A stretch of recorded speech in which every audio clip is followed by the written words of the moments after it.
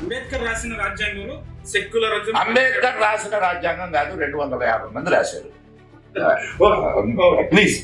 10,000 మంది దళితుల్ని బలి పెట్టినటువంటి పాపం ఆయన్ని చుట్టుకుంటుంది. బయట లాగి జాకెట్ చించి ఈ మన మొక్కలని నడుపుతారే కత్తి, ఇట్లా ఇట్లా కత్తెర ఉంటుంది, కత్తెర. ఆ కత్తెర పెట్టి ఆమె చన్నుని గట్టిగా నొక్కారు. సిగ్గుందా ప్రభుత్వానికి? ఇటువంటి వాళ్ళ చరిత్రలు కదా మనం చరిత్రలోకి తీసుకురావాల్సింది. సెక్యులర్ అని ఒక హిందూ మాత్రమే అనగలడు. సెక్యులర్ అని ఒక ముస్లిం గాని ఒక క్రిస్టియన్ గాని అనగలడా? అనట్లేదు కదా. డైరెక్ట్ గానే మాట్లాడదాం, ఏం దాంట్లో తప్పేం లేదు. అనట్లేదు, ఒప్పుకుంటాను నేను కూడా, అనట్లేదు. మరి దెన్ నీకెందుకు ఈ జబ్బు? కొన్ని లక్షల మంది హిందువుల్ని రాత్రికి రాత్రి ఊచకోత కొయ్యలేదా? రావణాసురుడే దేవుడు, రాముడు దేవుడు కాదంటున్నారు. నేను నీకు చెప్పేది నిజంగా బుద్ధిజం పాటించేటటువంటి దేశాలు అసలు బుద్ధిస్తుంది కాదా? నీకు సిగ్గుందా? వీళ్ళకే బుద్ధిస్టులు చెప్తున్నవాడు, బుద్ధిస్టులు చెప్పుకునేవాళ్ళకే. బుద్ధుడు ఎవరో తెలుసా నీకు? రామచంద్రుడి వారసుడు. బుద్ధుడి పేరు చెప్పుకొని హిందూయిజాన్ని టార్గెట్ చేయాలా, క్రిస్టియన్ పేరు చెప్పుకొని హిందూయిజాన్ని టార్గెట్ చేయాలా, ఇస్లాం పేరు చెప్పుకొని హిందూయిజంని టార్గెట్ చేయాలా, మేము కమ్యూనిస్టులు అని హిందూయిజం టార్గెట్ చేయాలి. మొత్తం వీళ్ళందరూ ఒకటే. భారతదేశం కర్మ సిద్ధాంతాన్ని నమ్మేటటువంటి దేశం మనోహర్. కర్మ ఖచ్చితంగా తగిలి తీరుద్ది. వండుకున్న అన్నం తినలేకపోవచ్చేమో కానీ చేసిన కర్మ అనుభవించక తప్పదన్న. ఖచ్చితంగా ఈ రోజు పాకిస్తాన్ అనుభవించడం వల్ల థర్డ్ వరల్డ్ వార్ వస్తున్నది అంటే దీనికి కారణం మనం విచక్షణారహితంగా ప్రకృతిని నాశనం చేయడం, విచక్షణారహితంగా మన జనాభాని పెంచుకుంటూ పోవడం, ఇవన్నీ కూడా కారణాలు. చరిత్ర తెలుసుకోకుండా మనం ముందడుగు వేస్తే, నిద్రపోతే ఆ నిద్ర శాశ్వత నిద్ర అవుతుంది. వీటన్నిటి వెనకాల అప్పటి ప్రభుత్వాలు ఉన్నాయనేనా? లేవా? లేకపోతే నీ సైంటిస్ట్ని, నీ ప్రైమ్ మినిస్టర్ని చంపగలిగేటటువంటి ధైర్యం ఎవరికి ఉంది? నిన్నగాక మొన్న నీ ప్రైమ్ మినిస్టర్ని చంపడానికి పన్నాగాలు పన్నారు తెలుసా? ప్రస్తుత నరేంద్ర మోడీ గారు. ఎస్.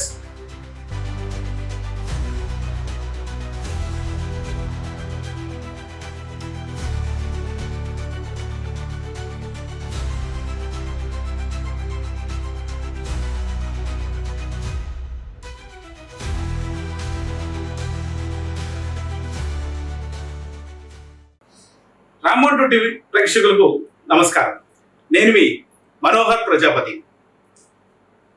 మన రామ్మోహన్ టీవీ స్టార్ట్ చేసిన తర్వాత ఇప్పటి వరకు మనం ఎన్నో దేవాలయాల చరిత్రను, హిందూ ధర్మాన్ని గురించి కొన్ని వీడియోలు చూస్తూ వచ్చాం. అయితే మేము చాన్నాళ్ళుగా అనుకుంటున్నాం పాడ్కాస్ట్ స్టార్ట్ చేయాలని. దానిని కూడా భారతీయ విజ్ఞానాన్ని ప్రజలకు పంచుతున్నటువంటి మన మదన్ గుప్తా గారి నుంచి చేయాలనే కోరిక నాకు చాన్నాళ్ళుగా ఉండింది. అయితే ఈరోజు ఆ సందర్భం రానే వచ్చింది. నమస్కారం మదన్ గుప్తా గారు. రాంబంటు టీవీ ప్రేక్షకులకు మనోహర్ ఇద్దరికి నా నమస్కారం. మనోహర్, చాలా సంతోషం అన్నగారు. అంటే ఈ పాడ్కాస్ట్ స్టార్ట్ చేయాలి అనే ఆలోచన రాగానే మొదట మదన్ గుప్తా గారితో చేయాలి అన్న ఆలోచన నాకు వచ్చింది.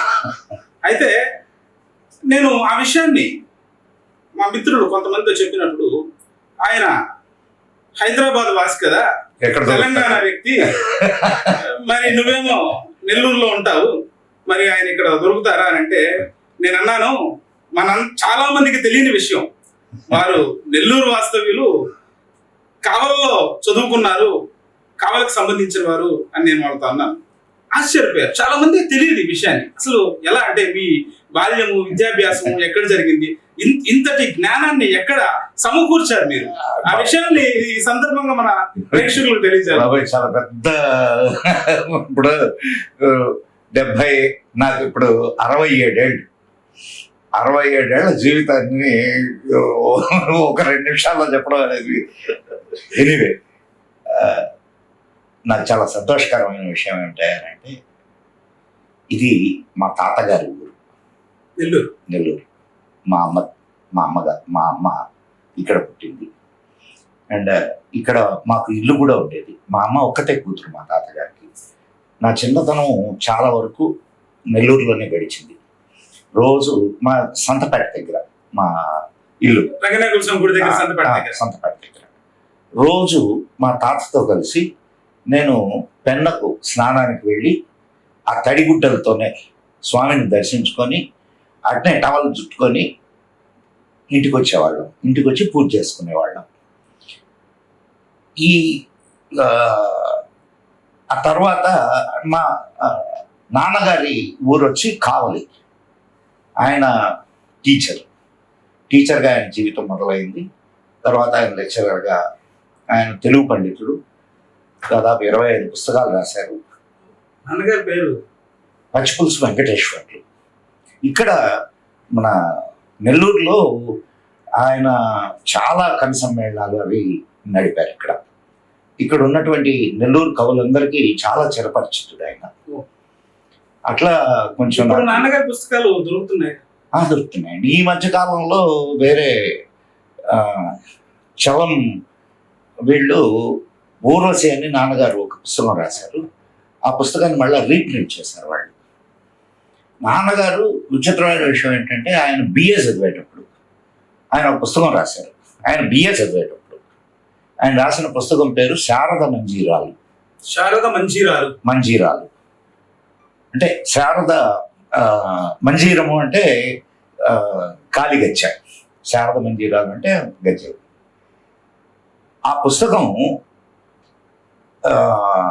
మన ఆయన బిఏ చదివేటప్పుడు రాసిన పుస్తకాన్ని ఎంఏ ప్రోస్ టెక్స్ట్గా పెట్టారు. ఆయన చదువుతున్నది బిఏ. అండ్ ఆయన ఎక్కడకి ఆయన్ని ట్రాన్స్ఫర్ చేస్తే అక్కడికి వెళ్ళిపోయేవారు. అట్లా నర్రవాడ, దుత్తలూరు అక్కడ నేను 10th అక్కడ చేశాను నేను. ఆ తర్వాత ఇసుకపల్లి, ఇక్కడ అల్లూరు దగ్గర ఇసుకపల్లి చిన్నదన్నమాట. చిన్నప్పుడు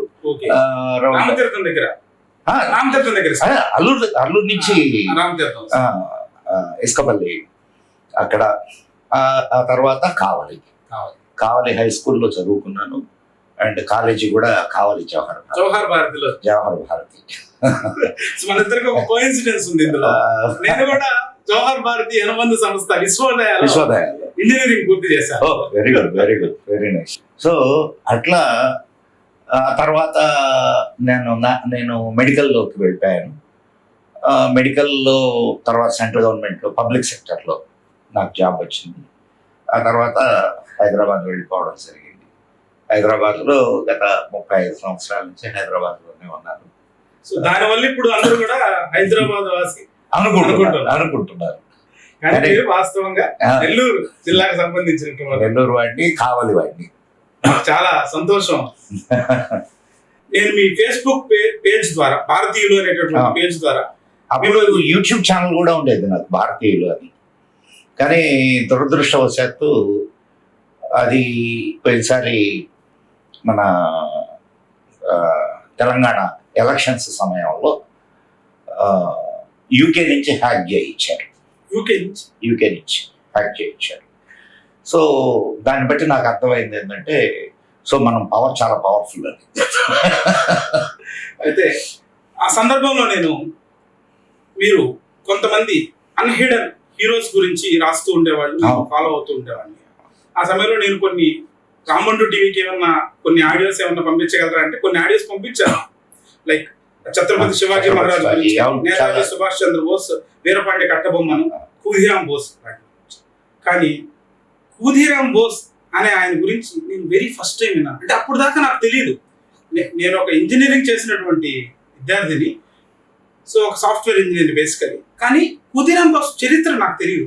ఆయన 16 సంవత్సరాలకే బ్రిటిషర్స్ పైన బాంబులు విసిరారని, 18 సంవత్సరాలకే వారు ఉరికమ్ము ఎక్కారని, ఉరికమ్ము ఎక్కేటప్పుడు నీ చివరి కోరిక ఏదైనా ఉందా అని అడగమంటే కొంత సమయం ఇస్తే నా భారతీయులకు నేను బాంబులు ఎలా తయారు చేయాలో నేర్పిస్తానని చెప్పారని, ఇట్లాంటి విషయాలు మీ ఆడియో రూపంలో నేను విన్నాను. కానీ ఇలా మరుగుడు పడిపోయినటువంటి చాలా మంది స్వతంత్ర సమరయోధులు ఉన్నారు. అంటే అలాంటి వారి గురించి కొందరి గురించి మీ ద్వారా తెలుసుకోవాలనుకుంటున్నాను. ఇక్కడ మనం ఒక చిన్న విషయాన్ని మనం ఇప్పుడు మనకు ఒక పాట ఉంది, అది మీకు తెలుగులో చెప్తాను నేను, అది దాని అర్థం, ఆ పాట అర్థం. ఓ సాబర్మతి కే సాధు బినా ఖడ్గ్ బినా డాల్, అంటే ఖడ్గము డాలు లేకుండా, ఒక్క చుక్క నెత్తురు రాలకుండా మాకు స్వాతంత్రాన్ని ఇచ్చావు. ఇది పాట, ఇట్స్ అ ఫేమస్ సాంగ్. ఒక్క చుక్క నెత్తురు రాలకుండా ఎవరు రాశారు గురుగారు? రాసింది ఎవరైనా కానీ దీంట్లో ఎంత నిజం ఉంది? ఎందరో వీరుల త్యాగఫలం నేటి మన స్వేచ్ఛకు మూలధనం. ఎంతో మంది తమ ప్రాణాలను బలిదానం చేస్తే, ఒక ఖుదీరాం బోస్ కాదయ్యా, మన ఈయన నేతాజీ సుభాష్ చంద్రబోస్ కానీ, నేతాజీ సుభాష్ చంద్రబోస్ సైన్యం ఎంతమంది, వీళ్ళు కాదు అసలు. ఇంకా నీకు ఒక చిన్న సంఘటన చెప్తాను నేను. ఈ సంఘటన చెప్తే అజ్ఞాత వీరులు, సరే మనకు భగత్ సింగ్, రాజ్గురు, సుఖదేవ్, వీళ్ళందరూ మనకు తెలిసిన వాళ్ళు. నీకు ఏ ఇది లేకుండా నీకు ఒక సంఘటన చెప్తాను. ఢిల్లీ ఎర్రకోట ఉంది కదా, ఢిల్లీ ఎర్రకోట దగ్గర ఒక శవం దొరికింది. చాలా బక్క చిక్కిపోయింది శరీరం, కళేబరం లాగా ఉంది, ఎముకల గూడు. ఎవరు ఈ శవం అని చెప్పి ఆరా తీస్తే, అతను గుజరాత్కు సంబంధించినటువంటి ఒక వ్యాపారి. గుజరాత్కు సంబంధించిన ఒక వ్యాపారి. ఏంటి అతని కథ ఏంటి అని అంటే, అతను స్వాతంత్ర్య సమరానికి తను కూడా ఏదైనా చెయ్యాలి అనేటటువంటి ఒక సంకల్పం. కానీ ఆ స్వాతంత్ర్య సమరంలో పాల్గొని లాఠీ దెబ్బలు తినగలిగినటువంటి శారీరక ఆరోగ్యం లేనటువంటి వ్యక్తి. పోనీ ఇంకేదైనా చేద్దామా అంటే ఏమి చేతరాని వ్యక్తి. పెద్ద ఉపన్యాసాలు ఇవ్వగలిగిన వాడు కాదు. ఏం చేయాలి అని ఆలోచించాడు. నేను చేయగలిగింది ఒక్కటే, ఏం చేయగలను, ఈ స్వాతంత్ర్య సమరానికి నా ఆస్తినంతా అమ్మి డబ్బు ఇవ్వగలను. ఇచ్చేసాడు మొత్తం యావదాస్తిని ఇస్తే, అక్కడి నుంచి కట్ చేస్తే ఎర్రకోట దగ్గర అడుక్కుంటూ బ్రతికి చనిపోయాడు. ఏమంటావు ఆ త్యాగాన్ని? అది త్యాగం కాదు, త్యాగమా కాదయ్యా. మరి ఇంతమంది ప్రాణాలు. ఇంకొక సంఘటన చెప్తాను నేను. అంటే హిందూ ముస్లిం అనే సంగతి అటు ప్రక్కన పెడదాం. ఆనాడు మనకి ఈ కాంగ్రెస్ దీనివల్ల వచ్చినటువంటి వ్యవహారం, నేతాజీ సుభాష్ చంద్రబోస్ ఒక మీటింగ్లో మాట్లాడుతూ ఉంటే, ఒక ముస్లిం తన యావదాస్తిని ఆజాద్ హింద్ ఫౌజ్కి ఇచ్చేశాడు. యావదాస్తిని. ఆయన్ని ముస్లిం అతన్ని పిలిచి, మరి నువ్వు ఎట్లా బ్రతుకుతావు అని అన్నాడు. అంటే నేను ఆజాద్ హింద్ ఫౌజ్లో చేరి దేశం కోసం నేను నా కుటుంబం యుద్ధం చేస్తామని అన్నారు. మామూలు విషయం. దీన్ని ఏమంటారు? ఈ మాత్రం త్యాగాలు ఎవరైనా చేశారా మీరు అనుకునే మహాత్ముల్లో? ఆ? ఇంకొక సంఘటన చెప్తా నేను. అంటే అడిగావు కాబట్టి పేరు నీరా ఆర్య. వెళ్ళలేదు, ఇదే మొదటిసారి వింటున్నాను. నీరా ఆర్య, ఆ అమ్మాయికి నాగిన్ అని బిరుదు. ఈ బిరుదు ఎవరిచ్చారో తెలుసా? సుభాష్ చంద్రబోస్. సుభాష్ చంద్రబోస్ ఇచ్చిన బిరుదు అది. ఎందుకు ఇచ్చాడో తెలుసా? ఒక బ్రిటిష్ అధికారి, మన ఇండియనే, బ్రిటిష్ అధికారి సుభాష్ చంద్రబోస్ని తుపాకీతో కాల్చాడు.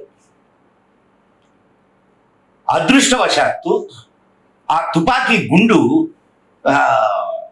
ఆయన కార్ డ్రైవర్కి తగిలింది.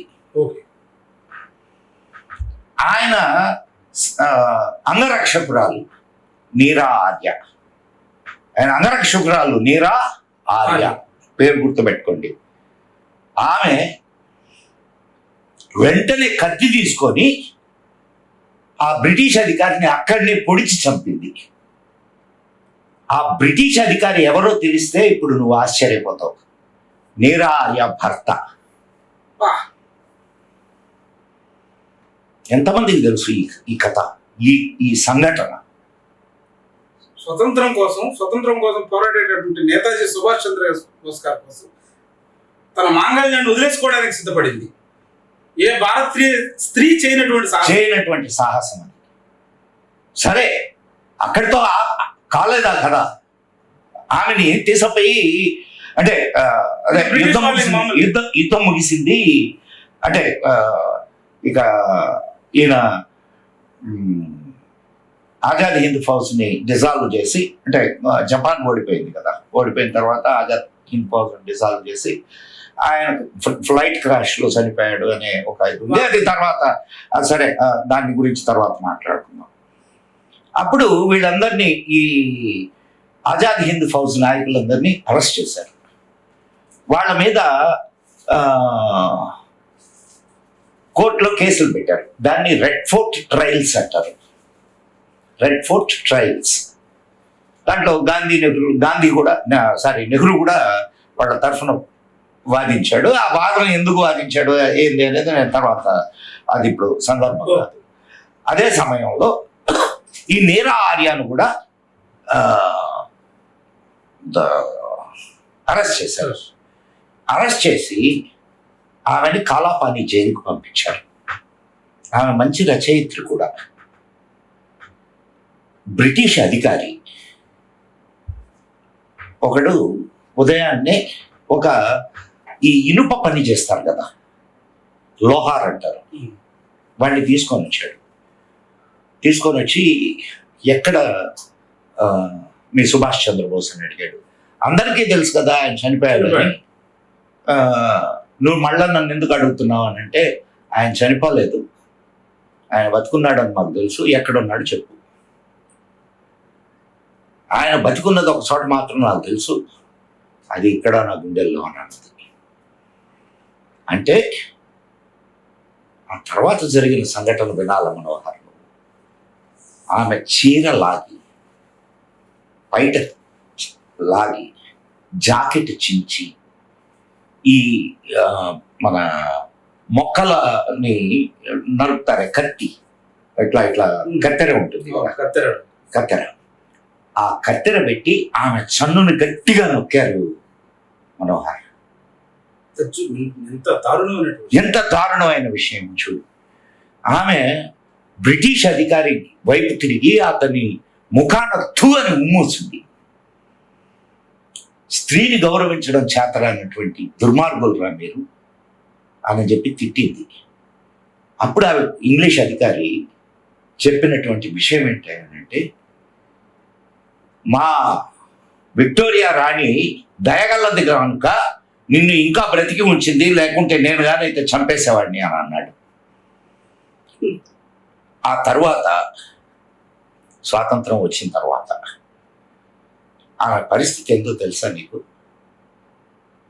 హైదరాబాదులో ఒక ఏరియాలో పూలు అమ్ముకొని బ్రతికింది. కనీస గుర్తింపుకు నోచుకోవాలి. కనీస గుర్తింపుకు నోచుకోవాలి. జబ్బుతో హాస్పిటల్లో చనిపోయింది, గవర్నమెంట్ హాస్పిటల్లో. పలక్నుమా ప్రాంతంలో ఆమె పూలమ్ముకొని బ్రతికేది. ఇది భారతదేశంలో దేశం కోసం నిజంగా పాటుపడ్డటువంటి వాళ్ళ బ్రతుకులు. ఒకసారి ఇలాంటి విన్నప్పుడు మనం ఎవరిని స్వాతంత్ర సమర వీరులుగా కీర్తిస్తున్నాం? సిగ్గుందా ప్రభుత్వానికి? ఇటువంటి వాళ్ళ చరిత్రలు కదా మనం చరిత్రలోకి తీసుకురావాల్సింది. ఎంతమంది త్యాగధనులు ఎవరైనా ఒక్క లాఠీ దెబ్బ తిన్నారంటే వీళ్ళు చెప్పే నాయకులు ఒక్క లాఠీ దెబ్బ తిన్నారా? పోనీ వీళ్ళు ఒక్కరైనా బ్రిటిష్ వాళ్ళ వైపు ఒక రాయి విసిరినటువంటి వాళ్ళు ఉన్నారా? ప్రాణాలను సైతం పణంగా పెట్టి ఈ దేశపు స్వాతంత్రం కోసం అహర్నిశలు నిద్రపోకుండా పనిచేసినటువంటి వాళ్ళ గుర్తింపు అవసరం లేదా? ఆజాద్ హింద్ ఫౌజ్లో ఉండేటటువంటి సైనికుల్ని ఒక్కరిని కూడా మన భారత సైన్యంలోకి స్వాతంత్రం వచ్చిన తర్వాత ఒక్కరిని కూడా భారత సైన్యంలోకి తీసుకోవాలా? పోనీ ఒక్కరికి కూడా ఒక పెన్షన్ ఇస్తారు. ఏది స్వాతంత్ర సమరయోధులకు సంబంధించి సమరయోధుల పెన్షన్ వస్తుంది. ఒక్కరికి కూడా ఇవ్వాల. వాళ్ళకి అనుకూలంగా అంటే వాళ్ళు దేశం కోసం పాటుపడిన వాళ్ళు, పోరాడిన వాళ్ళు కాదా వీళ్ళ ఉద్దేశంలో?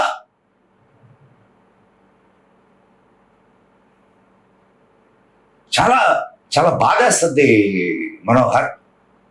నిజంగా అన్నగారంటే కొన్ని విషయాలను ఇప్పటి రోజుల్లో మీలాంటి వారు బయటికి తీసుకొస్తుంటే ఇప్పుడు నీకు నేరాగ్య విషయం చెప్పానే. ఇప్పుడు నీకు చెప్పినటువంటి 3 సంఘటనలు చెప్పాను. 3 సంఘటనలు అంటే చెప్పింది 3 సంఘటనలు చెప్పాను. 3 సంఘటనలు ఎవిడెంట్. నేరాగ్య పేరుతో ఈ మధ్య ఎవరో సినిమా కూడా తీశారు. అలాంటి సినిమాలకు ఆదరణ రాకపోవడం కూడా దురదృష్టకరం. మన మానసిక స్థితి అది. నిజంగా అది అట్లీస్ట్ తెలుసుకోవడానికి వెళ్ళొచ్చుగా. ఆ సినిమా తీసే ధైర్యం చేసినందుకు సంతోషం. మళ్ళా అదొక పాజిటివ్ సైన్. ఈ మధ్యకాలంలో చావా కానీ, కాశ్మీర్ ఫైల్స్ కానీ, కేరళ ఫైల్స్ కానీ ఇలాంటి సినిమాలు వస్తున్నాయి అంటే నిజంగా అది ఆనందించవలసినటువంటి కాదయ్యా. ఈ దేశం నీది, ఈ జాతి నీది. ఈ దేశం కోసం పాటుపడిన వాళ్ళు, ఈ జాతి కోసం ప్రాణాలు అర్పించిన వాడిని కనీసం తలుచుకోవలసినటువంటి కనీస ధర్మం లేదా మనకి? ఇప్పుడు అన్నగారు అంటే ఆజాద్ హింద్ ఫౌజ్ గురించి వచ్చింది. నేతాజీ సుభాష్ చంద్రబోస్ గారి విషయంలో నేను చిన్నప్పుడు ఒక ఉపన్యాసం ఇచ్చాను. ఆ రోజు స్వాతంత్ర సమరయోధుల్లో జననం మాత్రమే ఉండి మరణం డేటు లేనటువంటి నాయకుడు ఎవరైనా ఉన్నారంటే ఎప్పటికీ కూడా ఆయన మరణించిన డేట్ ఎవరికి తెలియదు. కొన్ని వెబ్సైట్లలో ఏదో రాస్తున్నారు కానీ ఎగ్జాక్ట్ డేట్ ఇదేని లేదు. అంటే అసలు ఆయన మరణమే మిస్టరీ అయ్యా. నేతాజీ సుభాష్ చంద్రబోస్ మరణం ఇప్పటికీ అన్సాల్వ్డ్ మిస్టరీ. మీకు ఆయన అదృశ్యము అంట, నేను మరణము అని. ఆయన అదృశ్యం తర్వాత 2 కమిషన్లు వేశారు. మనకు మామూలుగా ఇప్పుడు దాకా మనకు చెప్తున్నది ఏంటి? ఆయన ఒక ఫ్లైట్ క్రాష్లో 80% బర్న్స్తో చనిపోయాడు అని. ఇదే కదా మనం చదువుకున్నది, ఇదే కదా. 3 కమిషన్లు వేశారు. 3 కమిషన్లు వేస్తే 2 కమిషన్లు అసలు ఫ్లైట్ క్రాష్ ఎక్కడ జరిగింది ఏమీ ఆలోచించకుండా డిక్లేర్ చేశారు. ఏది? ఆయన ఫ్లైట్ క్రాష్లో చనిపోయాడు అని.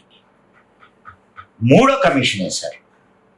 3వ కమిషన్ వేస్తే 3వ కమిషన్ తేల్చిన విషయం ఏంటంటే వాళ్ళు మలేషియాకి వెళ్ళి అక్కడ ఫ్లైట్ క్రాష్ జరిగిందా లేదా అనేది ఎంక్వైరీ చేశారు. అసలు ఫ్లైట్ క్రాష్ జరగలేదని చెప్పి వాళ్ళు రికార్డ్స్ ఇచ్చారు. అంటే జరగని ఫ్లైట్ క్రాష్లో 80% బర్న్స్తో సుభాష్ చంద్రబోస్ చనిపోయాడు. హౌ? కానీ జరగని ఫ్లైట్ క్రాష్లో అదే 2000 తర్వాత మేము చదువుకున్న పాఠ్య పుస్తకాల్లో కూడా విమాన ప్రమాదంలో ఇదే చెప్తుంది, జరిగిందని చెప్తున్నారు. అదే నేను చెప్తున్నది కూడా అదే. సరే, ఓకే.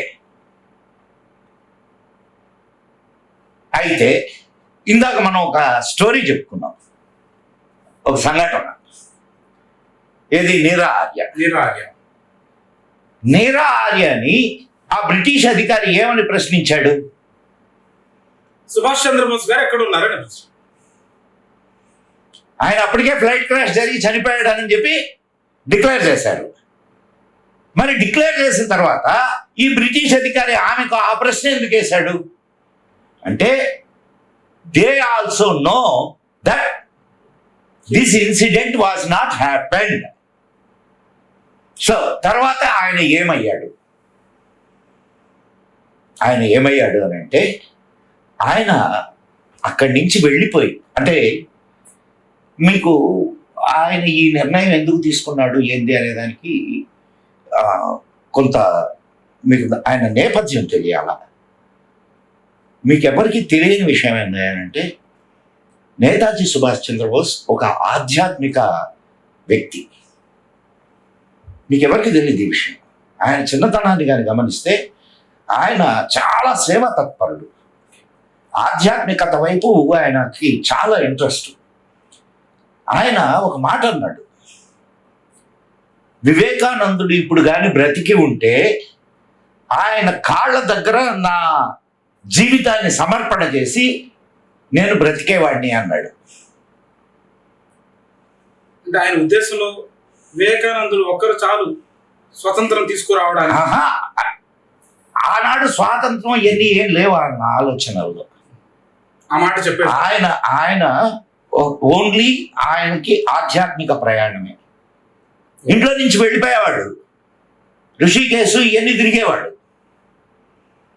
అండ్ ఇంకొక ఇది కూడా చెప్తాను, ఆ మధ్య కాలం అంటే ఆ టైంలో ఈయన కొంత రాజకీయాల్లోకి వచ్చి కాంగ్రెస్ అధ్యక్షుడయ్యి ఆ సమయంలో ఒక వ్యక్తి ఆయన కలిశాడు. ఆయన జూనియరో సీనియరో, మరి నాకు దాని మీద కరెక్ట్ క్లారిటీ లేదు, బట్ జూనియర్ అనుకుంటా. కలిసి సుభాష్ చంద్రబోస్ని అడిగాడు, నువ్వెందుకు ఇట్లాంటి దాంట్లోకి వస్తున్నావు? నీ ఆధ్యాత్మిక ప్రయాణాన్ని వదిలేసి నువ్వు రా మాతోటి, మనం మన ఆధ్యాత్మిక ప్రయాణాన్ని కొనసాగిద్దామని అన్నాడు. ఆ వ్యక్తి ఎవరో తెలుసా? ఇస్కాన్ పేరున్నావా? International Krishna consciousness. దాన్ని స్థాపన చేసినటువంటి స్త్రీల ప్రభుపాద. స్త్రీల ప్రభుపాద అంటే నేను నీకు ఈ సంఘటన ఎందుకు చెప్పాను అంటే, ఈ సంఘటనకి ఆయన తర్వాత, ఆయన మాయమైపోయిన తర్వాత ఆయన జీవితానికి చాలా దగ్గర సంబంధం ఉంది. అందుకు నేను ఈ సంఘటనను చెప్పాను. అంటే నీకు ఆయనలో చాలా ఆధ్యాత్మికమైనటువంటి తపన ఉండేది. ఆయన చాలా చాలా సేవా దృక్పథం కలిగినటువంటి వ్యక్తి. అక్కడ నుంచి మాయమైన తరువాత ఆయన అయోధ్యలో గుమ్నామీ బాబా అనే పేరుతో ఆయన తపస్సు చేసుకున్నాడు. మన దేశంలోనే అయోధ్యలో నేను నా భార్య ఆయన సమాధిని దర్శించి వచ్చాము. ఎవరి పేరుతో ఉంది సమాధి? గుమ్నామీ బాబా పేరుతోనే ఉంటుంది. గుమ్నామీ బాబా పేరు. చాలా కొద్ది మందికి మాత్రమే అతను సుభాష్ చంద్రబోస్ అనే సంగతి తెలుసు. తర్వాత మీకు చెప్తాను, ఆ విషయానికి వస్తా. ఆయన ఎట్లా చెప్తారండి, ఇట్స్ క్వైట్ కామన్. ఆయన చనిపోయిన తర్వాత ఆయన పెట్టెలో వెతికితే కొన్ని వస్తువులు సుభాష్ చంద్రబోస్ వాడినటువంటి వస్తువులకు దగ్గర పోలికలు ఉన్నాయి. ఒకటి. తర్వాత గుమ్నామీ బాబా స్వయంగా రాసినటువంటి స్వదస్తూరితో రాసిన కొన్ని లేఖలు ఉన్నాయి. ఆ లేఖల్ని వరల్డ్ ఫేమస్ ఈ గ్రాఫాలజిస్ట్తో చేయించారు. ఓకే, రీడ్ చేయించారు. చేయిస్తే వాళ్ళు చెప్పినటువంటి ఇదేందంటే ఈ గుమ్నామీ బాబా అంటే ఈ లేఖలు, ఈ దస్తూరి, సుభాష్ చంద్రబోస్ దస్తూరి రెండు ఒకటే. చేతిలో రెండు ఒకటే. ఇప్పుడు చెప్పు. కానీ ఈ విషయం గవర్నమెంట్ కి తెలిసి కూడా ఆ సమాధి సుభాష్ ఎందుకు అండ్ మీకు ఇంకొక విషయం చెప్తానండి. నెహ్రూ చనిపోయినటువంటి ఆ ప్రొసెషన్ లో ఈయన కనిపించినట్టుగా ఆనాటి పత్రికలు కూడా రాసి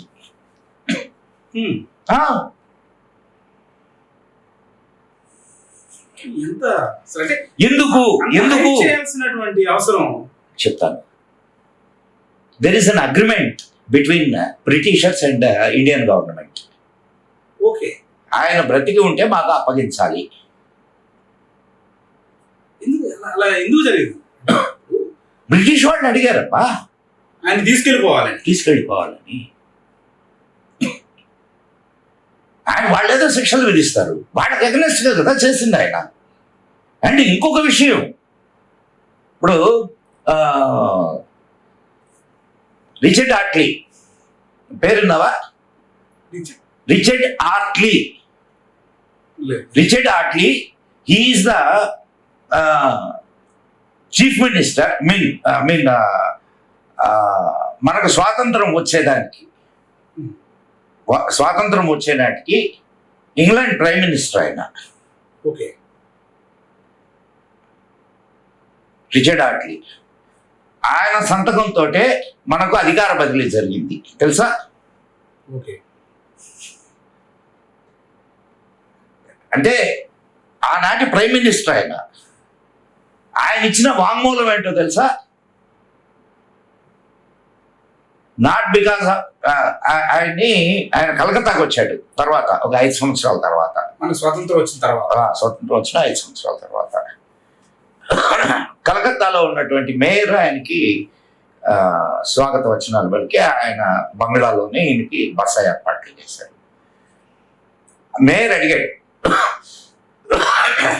ఏంటి రెండవ ప్రపంచ యుద్ధంలో మీరు గెలిచారు,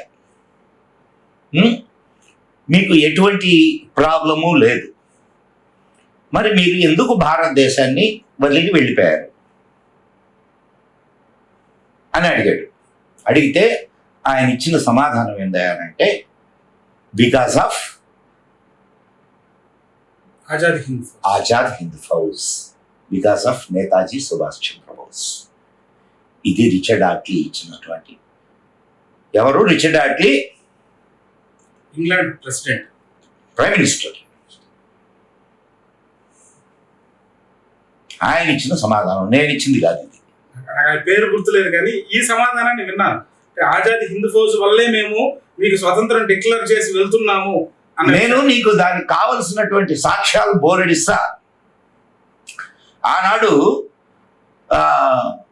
బ్రిటిష్ సైనికాధికారులు కొంతమంది ఇచ్చినటువంటి లేఖలు నీకు నేను ఇస్తా.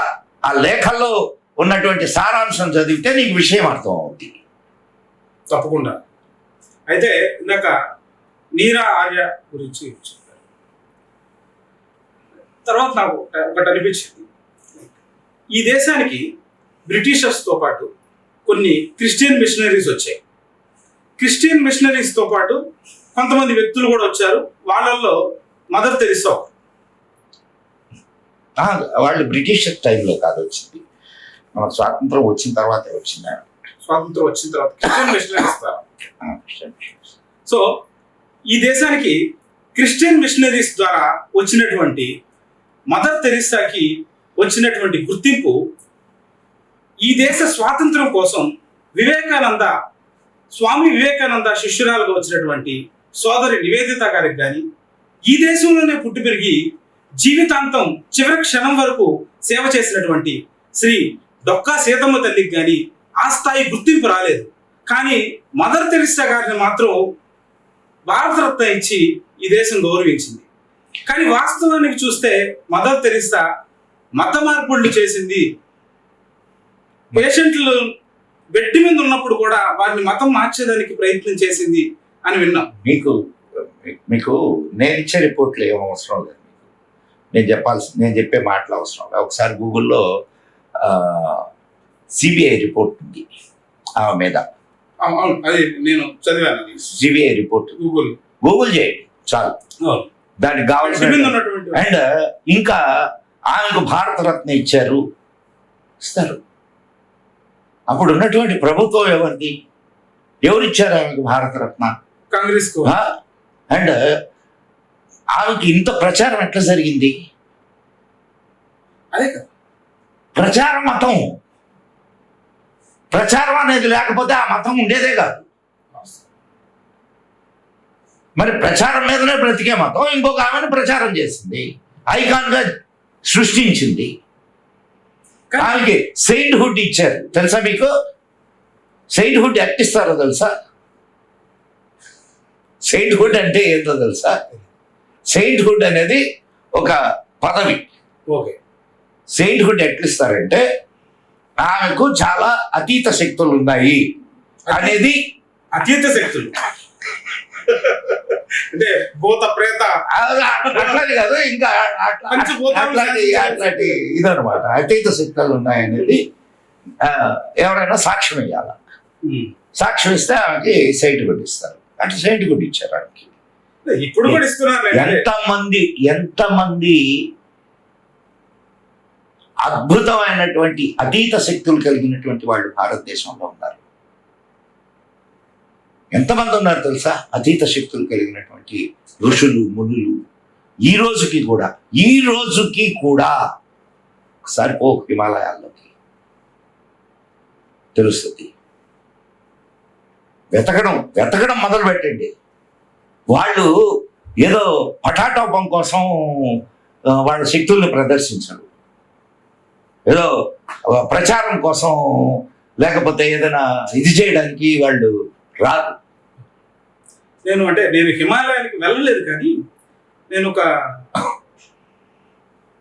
ఇంటర్నేషనల్ ఆథర్ రాబిన్ శర్మ రాసినటువంటి the monk who sold his Ferrari అనేటటువంటి పుస్తకాన్ని చదివాను. దాన్ని నేను తెలుగులో చదివాను. ఆస్తులు అమ్ముకుని ఆత్మశోధనకై ఒక యోగి ప్రస్థానం అనేటటువంటి పుస్తకం. మంచి బుక్. దాంట్లో హిమాలయాల్లో శ్రవణ యోగులు అనేవారు ఉంటారని, అక్కడ వయస్సు చాలా మంది ఉన్నారయ్యా. సంబంధం. అరే నేను నీకు అసలు కొన్ని విషయాలు చెప్తే యూ విల్ సర్ప్రైజ్. బ్రిటిష్ వాళ్ళ టైంలో మన ఆంధ్రాకి సంబంధించిన, ఆంధ్ర అంటే మెయిన్ 2 రాష్ట్రాలు, ఇట్ ఇస్ నాట్ ఆంధ్రప్రదేశ్. మన తెలుగువాడు ఒక యోగి 300 సంవత్సరాలు బ్రతికిన యోగి ఉన్నాడు. Recorded on record. You go and search in మన కాశీ. ఓకే. ఈ రోజుకు కూడా కాశీలో నడిచే పరమశివుడుగా ఆయన్ని కొలుస్తారు. బెంగాల్కి వెళ్ళు, ప్రతి ఇంట్లో ఆయన ఫోటో ఉంటది. ఆయన పేరు త్రైలింగ స్వామి. బట్టలు లేకుండా ఉండేవాడు, ఇంత లావున ఉంటాడు. 300 సంవత్సరాల రికార్డు ఉంది ఆయనకి. 300 సంవత్సరాల రికార్డు ఉంది. బ్రిటిషర్స్ ఆయన నగ్నంగా తిరిగేవాడు కదా. బ్రిటిషర్స్ చాలా సార్లు ఆయన తీసుకుపోయి జైల్లో వేసేవాళ్ళు. వాళ్ళు జైల్లో వేసి తాళం వేసి బయటకు రాగానే ఆయన బయట కనిపించేవాడు. కొన్ని అతీత శక్తులతో ఆయన గంగలో నిద్రపోయేవాడు. ఆయన పడుకొని గంగ లోపల ఆయన ఆ గంగలో అట్టే కొట్టుకుపోతుంటే ఎక్కడో తేలేవాడు, ఎక్కడో మెలుగు వచ్చేది. మెలుగు అంటే ఆయన తురియావస్థలో ఉండేవాడు. ఇట్లాంటి ఒక చరిత్రని నేను మన ఆంధ్రప్రదేశ్లో అంటే ప్రకాశం డిస్టిక్ అనుకుంటాను, కోవిలింపాడు దగ్గర నారాయణ స్వామి మఠం అని ఒకటి ఉంటుంది. కోవిలింపాడు నారాయణ స్వామి, ఆ స్వామి గుడికి వెళ్ళాను నేను. మాలకొండ అనే ప్రాంతానికి వెళ్ళి నరసింహస్వామి గుడికి వెళ్ళి అక్కడి నుంచి ఆ ప్రాంతానికి వెళ్ళినప్పుడు అక్కడ బస్సుల కోసం వెయిట్ చేస్తున్నప్పుడు ఒక అవ్వ దగ్గర కూర్చున్నాం, సరదాగా ఏదో కూర్చుంటే అవ్వ ఈ గుడి సంబంధించినటువంటి విషయం ఏమిటంటే, అయ్యా ఆయన పేరు కొండయ్య, అందరూ పిచ్చి కొండయ్య అనేవాళ్ళు. అతను ఇక్కడ ఉన్నటువంటి ఒక జమీందారుకు సంబంధించినటువంటి ఒక వారి కుటుంబం దగ్గర పని మనిషిగా పనిచేసేవాడు. అయితే కొన్ని రోజుల తర్వాత ఆయనకు ఒక పిచ్చిలాగా ఇది పడింది. ఆ తర్వాత అందరూ పిచ్చి కొండయ్య అంటూ ఆయన్ని ఒక బావిలో వేసేస్తే ఇంకొక బావిలో తెలియవాడట. పనికి వెళ్తే పని చేయకుండా తిరుగుతూ ఉండేవాడట.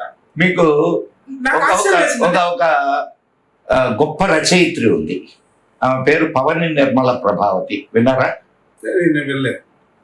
ఆమె ఆయన భక్తురాలు, కోవిలింపాడు నారాయణ స్వామి. ఎస్.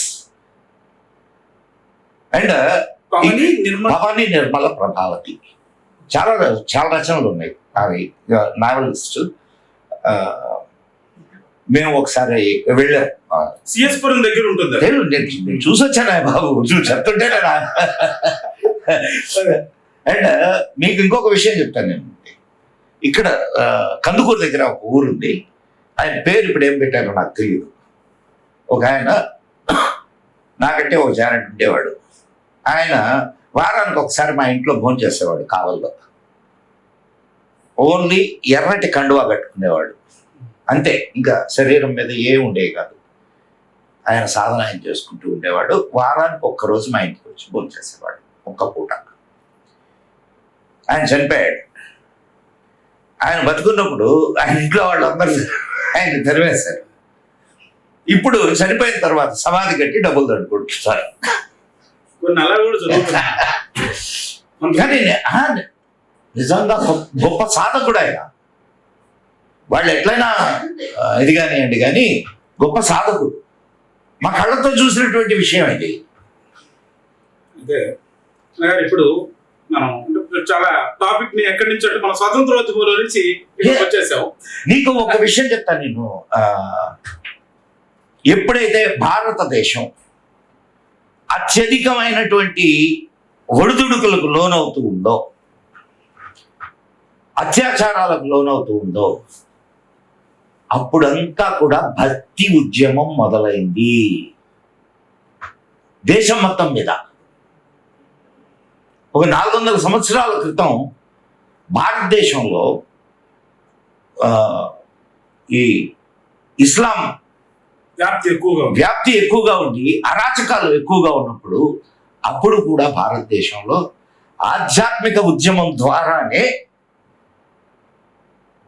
ఈ అంటే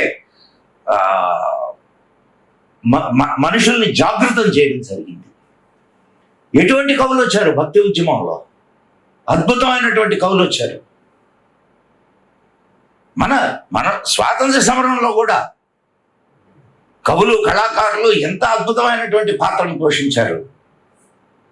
భరత ఖండంబు చక్కని పాడియావు, భారతీయులు లేగదూడలై ఏడ్చుచుండ, తెల్లవారును గడుసరి గొల్లవారు పితుకుచున్నారు మూతులు బిగియగట్టి. ఆ లేగదూడలు మూతులు బిగియగట్టి భరత ఖండంబు చక్కని పాడియావు దోచుకుపోయారు. అలా చాలా నీకు భక్తి ఉద్యమం, సాహిత్య ఉద్యమం, ఇవన్నీ కూడా ప్రజల్ని జాగృతం చేయడానికి, ఆనాటి అత్యాచారాలను ఎదుర్కోవడానికి, ప్రజల్ని సిద్ధం చేయడానికి తయారయ్యి. ఇప్పుడు మనం సన్యాసుల గురించి, సాధువుల గురించి మనం మాట్లాడుకోవడంలో తప్పేం లేదు. వాళ్ళు నీకు ఇటు రామదాసు, త్యాగరాజు, ఈయన మన అన్నమాచార్య, ఆనాటి కవులు ఇంకా చాలా మంది భక్తి సాహిత్యాన్ని అందించారు. అటు నార్త్లో కబీర్ దాస్, సూరదాస్, రసఖాన్ అండ్ తులసిదాస్, వీళ్ళందరూ భక్తి సాహిత్యాన్ని అందించినటువంటి వాళ్ళు. భక్తి ద్వారా ప్రజల్ని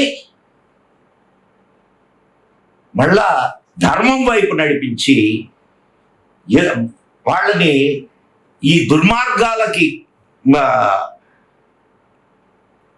వాటిని ఎదుర్కోవడానికి సిద్ధం చేశారు. వీళ్ళు కొంతమంది సాక్షాత్తు భగవంతుడిని కూడా దర్శించిన వారు ఉన్నారని అదే. అంతేకాకుండా ఇప్పుడు భక్త తుకారాం గారు ఉన్నారు, వారు స్వయంగా పాండురంగన సన్నిధిలో బతుకుండగానే చేరిపోయారు.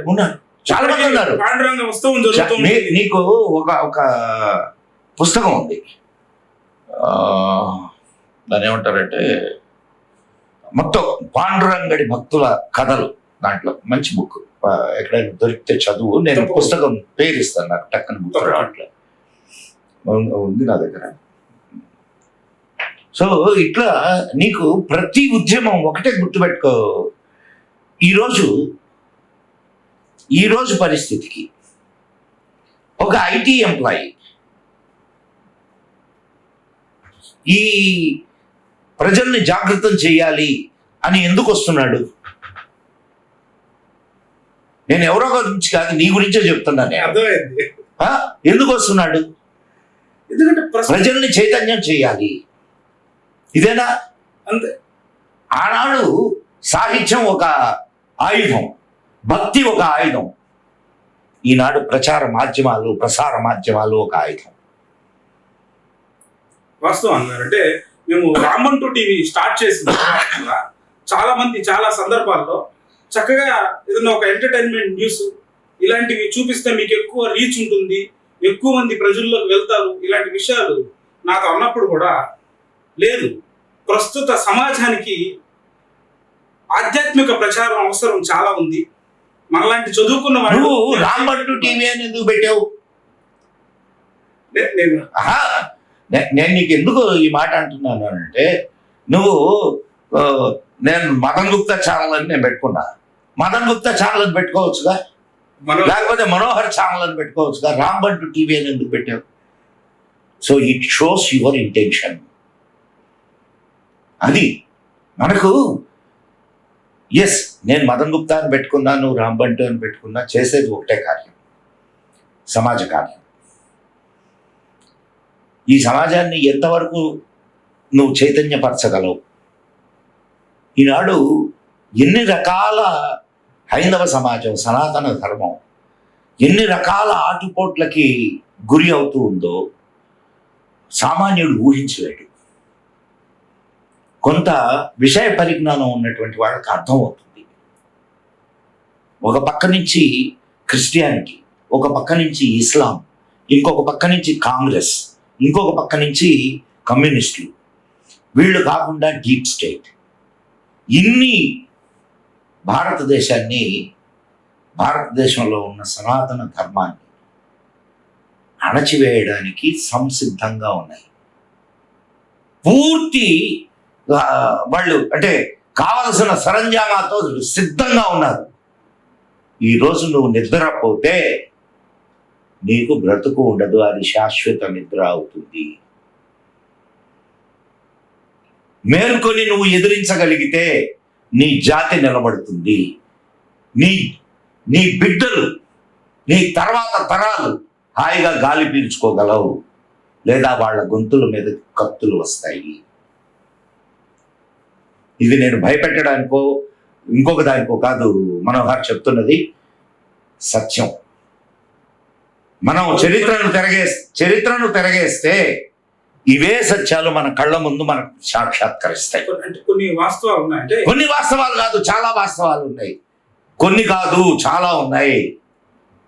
మనకు వచ్చిన స్వాతంత్రం అని అన్నాను నేను, అది అధికార బదిలీ మాత్రమే.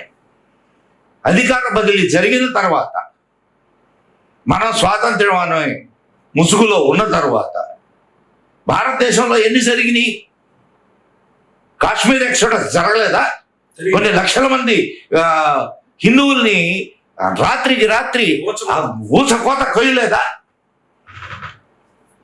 యూపీలో ఎన్నిసార్లు జరిగినాయి? ఊళ్ళని పారిపోయారే. ఈనాటికి జరుగుతున్నాయి. కొన్ని మల్లపురం ఈనాటికి జరుగుతున్నాయి. నువ్వు నిద్రపోతే అదే జరుగుతుంది. ఎక్కడో కాదు, మన నెల్లూరులోనే ఈ మధ్య కాలంలో బుచ్చిరెడ్డిపాలెం దగ్గర రామచంద్రాపురంలో గణేష్ విగ్రహాన్ని పెట్టుకునేవలేదు. అరే నీ ఇంట్లో పూజ కూడా చేసుకొని ఇరయ్యా, అది కూడా విన్నాను నేను న్యూస్ లో. నీ ఇంట్లో పూజ కూడా చేసుకొని గంట కొట్ట నీరు గంట కొడితే కేసు పెట్టారు, చూశాను నేను న్యూస్ లో. ఈరోజు సోషల్ మీడియా రాబట్టి ఇలాంటి విషయాలు బయటకు వస్తున్నాయి, కానీ గతంలో దాచేశారు వీటన్నిటిని. నువ్వు చెప్పడానికి నీకు అవకాశం లేదు మనోహర్. ఉన్నది చాలా కొద్ది మీడియా హౌసెస్, అవన్నీ కూడా మన ప్రభుత్వానికి అమ్ముడుపోయినటువంటి మీడియా హౌస్, పెయిడ్ ఛానల్స్. వాళ్ళను కూడా నువ్వు తప్పు పట్టాల్సిన అవసరం లా. ఇప్పుడు అంతంత ఎస్టాబ్లిష్మెంట్స్ పెట్టి వాళ్ళు సర్వైవ్ కావాలంటే నీకు న్యూస్ ఇచ్చి సర్వైవ్ అవుతారా? వాస్తవం లేదు. మరి మనం వీ హ్యావ్ టు మన నిజాన్ని మరిచి నిద్రపోవద్దు. అయితే అన్నగారు, ఇప్పుడు స్వాతంత్రోద్యమం ఆల్మోస్ట్ చివరి దశకు వచ్చిన తర్వాత, స్వతంత్రానికి ముందు మన దేశం రెండుగా చీలిపోయింది. మత ప్రాతిపదికన పాకిస్తాన్ విభజించబడింది. అయితే ఈ పాకిస్తాన్ విభజించే సమయానికి మన దేశంలో రాజ్యాంగాన్ని నిర్మించినటువంటి అత్యద్భుత మేధావుల్లో ఒకరైనటువంటి అంబేద్కర్ గారు ఉన్నారు. ఆయన యాక్టివ్ పాలిటిక్స్ లోనే ఉన్నారు. రాజ్యాంగాన్ని నిర్మించారు. ఈరోజు ఆయన గురించి మనం పెద్ద పెద్ద విగ్రహాలని పెట్టి కొనాడుతూ ఉన్నాము. చాలా మంది అంబేద్కరిస్టులు జై భీమ్ నినాదాలతో ముందుకెళ్తా ఉన్నారు. ఆ సమయంలో మత ప్రాతిపదికన ఒక ప్రాంతాన్ని విభజిస్తుంటే వారు ఎందుకు అంటే మౌనం వహించారా? ఏం చెప్పారు? ఎవరు మౌనం? అంబేద్కర్ గారు ఏం చెప్పారు? అంబేద్కర్ గారు మౌనం వహించలా. అంబేద్కర్ గారు అసలు విభజనను వ్యతిరేకించాడు. విభజనను వ్యతిరేకించినటువంటి వ్యక్తి అంబేద్కర్. విభజన జరగడం మొదలుపెట్టిన తర్వాత ఆయన అన్న మాటలు ప్రతి ఒక్కరూ వినాల్సిన మాటలు.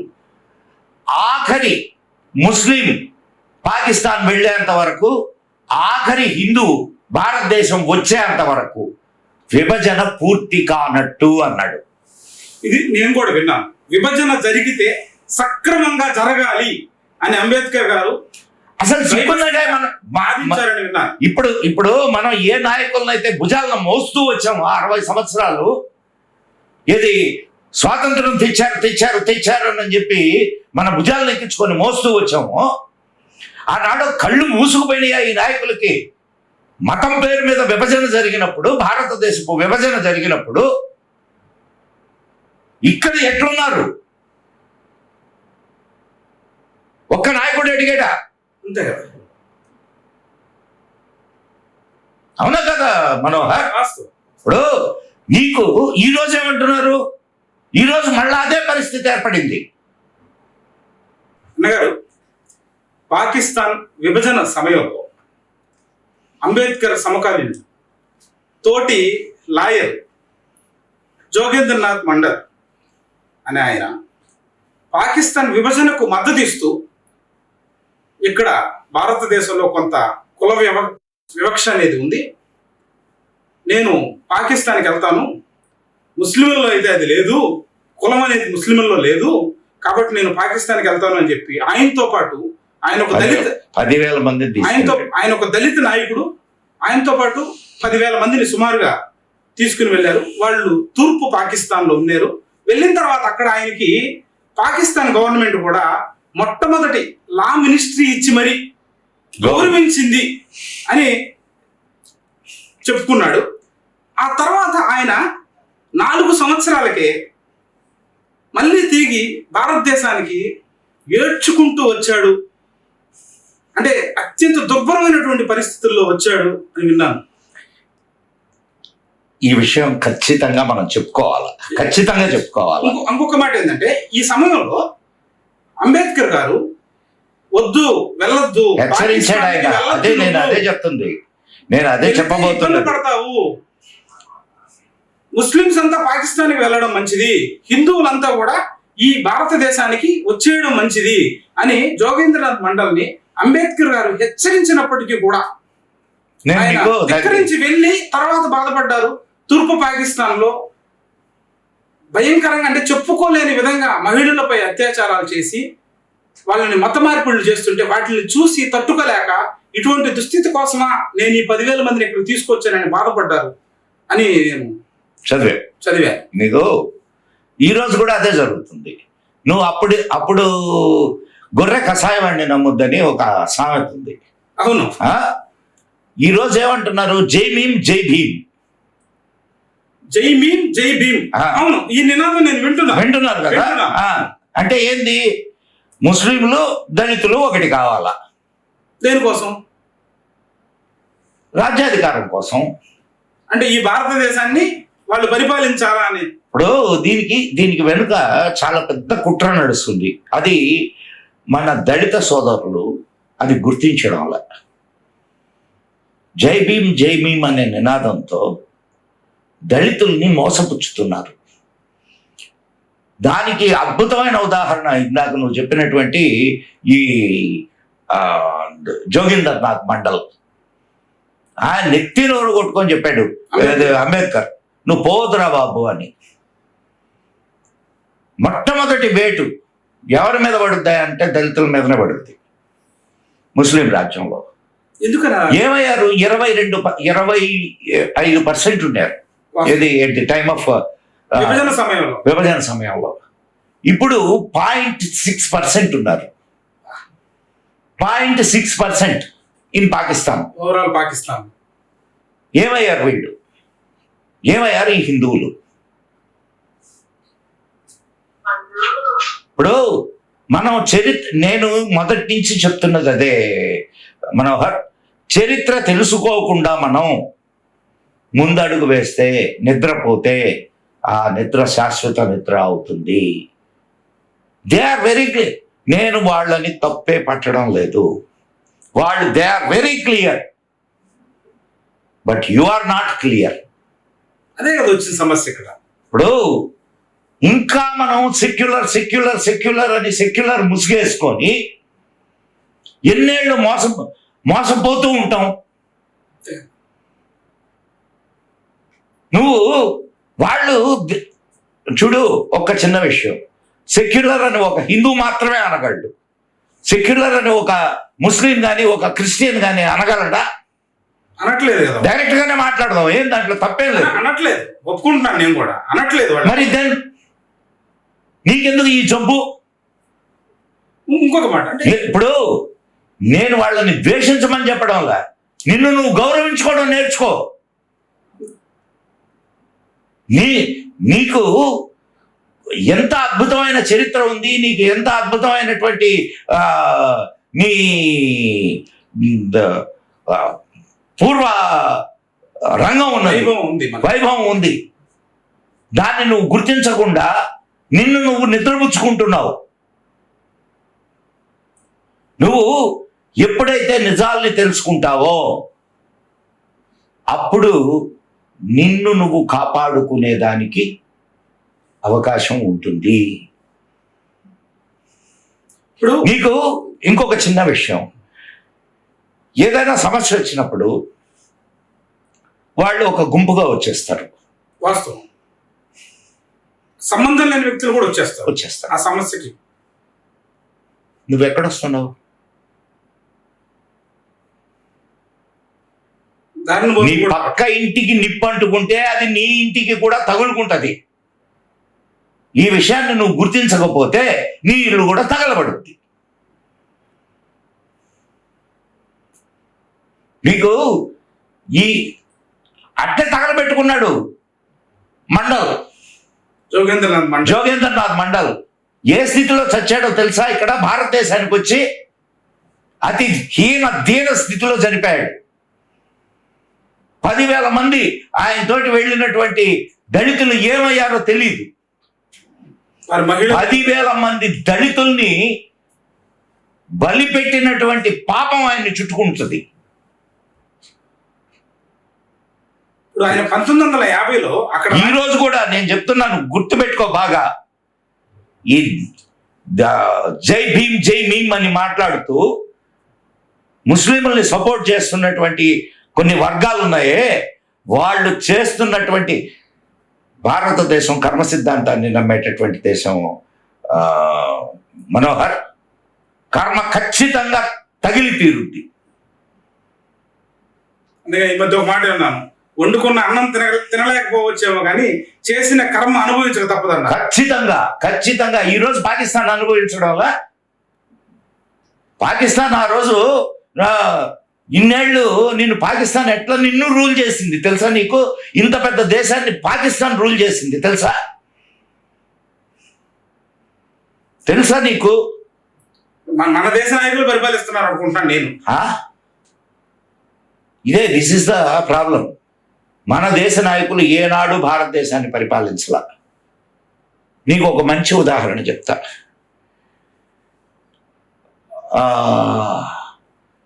మన్మోహన్ సింగ్ ఈ దేశానికి ప్రధాని అయ్యాడు, తెలుసు కదా? 9 సంవత్సరాల పాటు, 10 సంవత్సరాలు. దానికి ముందు ఏనాడైనా ఎవడైనా భారతదేశంలో మన్మోహన్ సింగ్ ప్రధాని అవుతాడు ఈ దేశానికి అని అనుకున్నారా? ఊహించి కూడా ఉండరు. ఎవ్వడు ఊహించలేదు. ప్రధాని ఎట్లా అయ్యాడు? ప్రధాని కావడానికి 6 నెలల ముందు బాగా గుర్తుపెట్టుకో, ఇంగ్లాండ్లో ఉండే ఒక tabloid Manmohan Singh is going to be the prime minister of India అని చెప్పి రాసింది. హౌ? ఇక్కడ ఒక డీప్ స్టేట్ పనిచేస్తుంది కాంగ్రెస్ పార్టీ వెనకాల, మనం అదే అర్థం చేసుకోవాలి. లాల్ బహదూర్ శాస్త్రిని ఎవరు చంపారా? భారతదేశంలో హోమీ బాబాని ఎవరు చంపారు? భారతదేశంలో అనేక మంది శాస్త్రవేత్తలు చంపబడుతున్నారు. ఎట్లా చేస్తున్నారు? ఏ రోజున ఆలోచించారా? వీటన్నిటి వెనకాల అప్పటి ప్రభుత్వాలు ఉన్నాయనేనా? లేవా? లేకపోతే నీ సైంటిస్ట్ని, నీ ప్రైమ్ మినిస్టర్ని చంపగలిగేటటువంటి ధైర్యం ఎవరికి ఉంది? నిన్నగాక మొన్న నీ ప్రైమ్ మినిస్టర్ని చంపడానికి పన్నాగాలు పన్నారు, తెలుసా? ప్రస్తుత నరేంద్ర మోడీ గారు. ఎస్,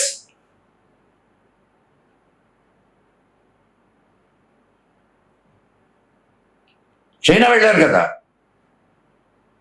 నేను చెప్పడంలే, ఇవన్నీ కూడా ఆన్ రికార్డ్.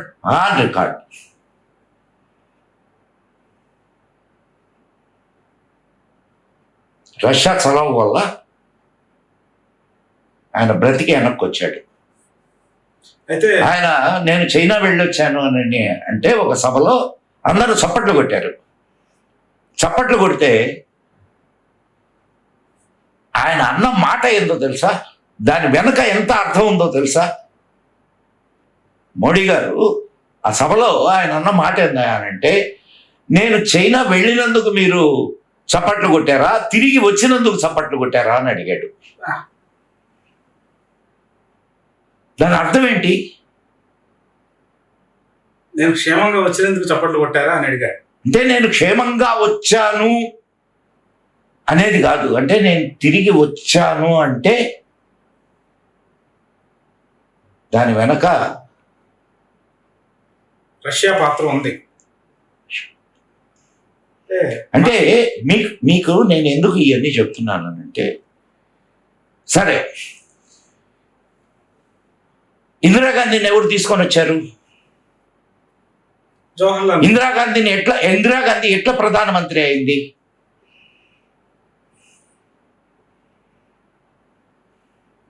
నెహ్రూ కుటుంబంలో ఉన్నారు కాబట్టి ప్రధానమంత్రి అయ్యారు. ఎక్కడున్నావు మనోహర్? లాల్ బహదూర్ శాస్త్రిని చంపి ప్రధానిగా తీసుకొని వచ్చారు కాదా? కాదంటావా? అప్పటి పరిస్థితులు నాకు తెలియదు. సరే, దాని గురించి మనం వివరించండి. అంటే Lal Bahadur Rajiv Gandhi prime minister at అయ్యాడు? ఇందిరాగాంధీ మరణాంతరం అయ్యారు. ఇందిరాగాంధీ మరణానికి ముందు ఆ కుటుంబంలో జరిగినటువంటి అనేక సంఘటనలు ఉన్నాయి, తెలుసా నీకు? సంజయ్ గాంధీ ఒక ప్రైమ్ మినిస్టర్ కొడుకు వెళుతున్నటువంటి విమానంలో ఫ్యూయల్ లేకుండా విమానం ఎగురుతుందా? మినిమం చెక్స్ అనేవి ఉంటాయి కదా, అందులో ప్రైమ్ మినిస్టర్ విమానం ఎక్కుతున్నారు అంటే son of the prime minister ఈ shadow prime minister Sanjay Gandhi మటాష్. ఆ తర్వాత ఆ ఇంట్లో నుంచి సంజయ్ గాంధీ భార్యని కొడుకుని ఇద్దరిని బయటకు పంపించారా? చేశారు. ఆ తర్వాత ఇందిరాగాంధీ హత్య జరిగిందా? ఆ తర్వాత రాజీవ్ గాంధీ హత్య జరిగిందా? మిగిలింది ఎవరు? సోనియా గాంధీ. నువ్వు చెప్తున్నావు, నేను చెప్పట్లా.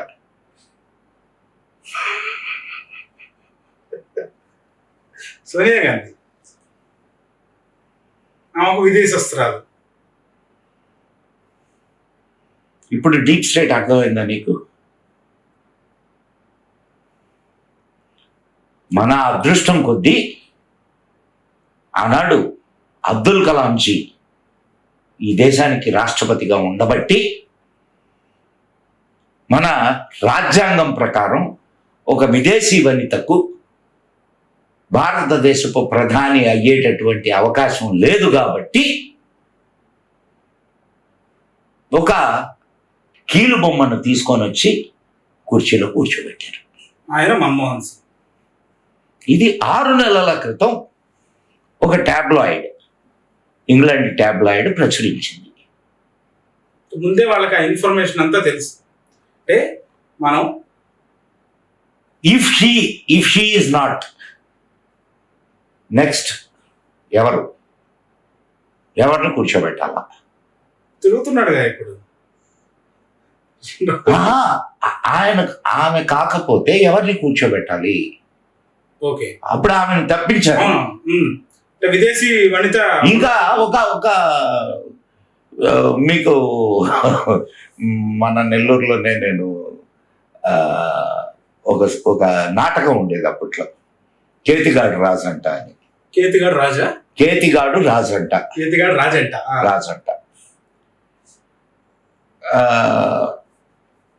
మన నెల్లూరులోనే చూసా నాటకాన్ని నేను. ఏందయ్యానంటే రాజరాజ నరేంద్ర నుండి పట్టుకుపోతారు ఢిల్లీ సుల్తాన్లు. అప్పుడు ఆయన మంత్రి యుగంధరుడు, ఆయన మంత్రి పేరు యుగంధరుడు. అంటే ఇది ఒక నాటకం సుమి. ఆయన రాజరాజ నరేంద్రుడు లాగే ఉంటాడు, ఒక చాకలివాడు. ఆ చాకలివాడిని తీసుకొని వచ్చి సీట్లో కూర్చోబెడతారు.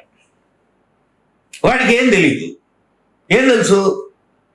ఇప్పుడు చాకలి కదా, వాడికి రాజకార్యాలు తెలియాలని ఇది ఎక్కడ ఉంది? నాకేం తెలియదు ఏం చేయాలా నేను అంటే, వాడికి వెనక జుట్టుకి ఒక సూత్రం కడతారు, తాడు కట్టుకొని వెనక ఒకడు కూర్చొని ఉంటాడు అనమాట. ఇట్లా లాగితే ఒకసారి లాగితే ఇట్టిట్ట అనాల, 2 సార్లు లాగితే ఇట్టిట్ట అనాల. అంటే నేను మన్మోహన్ సింగ్ నేను కథ చెప్పాను నీకు, నీ ఇష్టం, నువ్వు దాన్ని ఎట్టయినా అన్వయించుకో. అంతే కదా.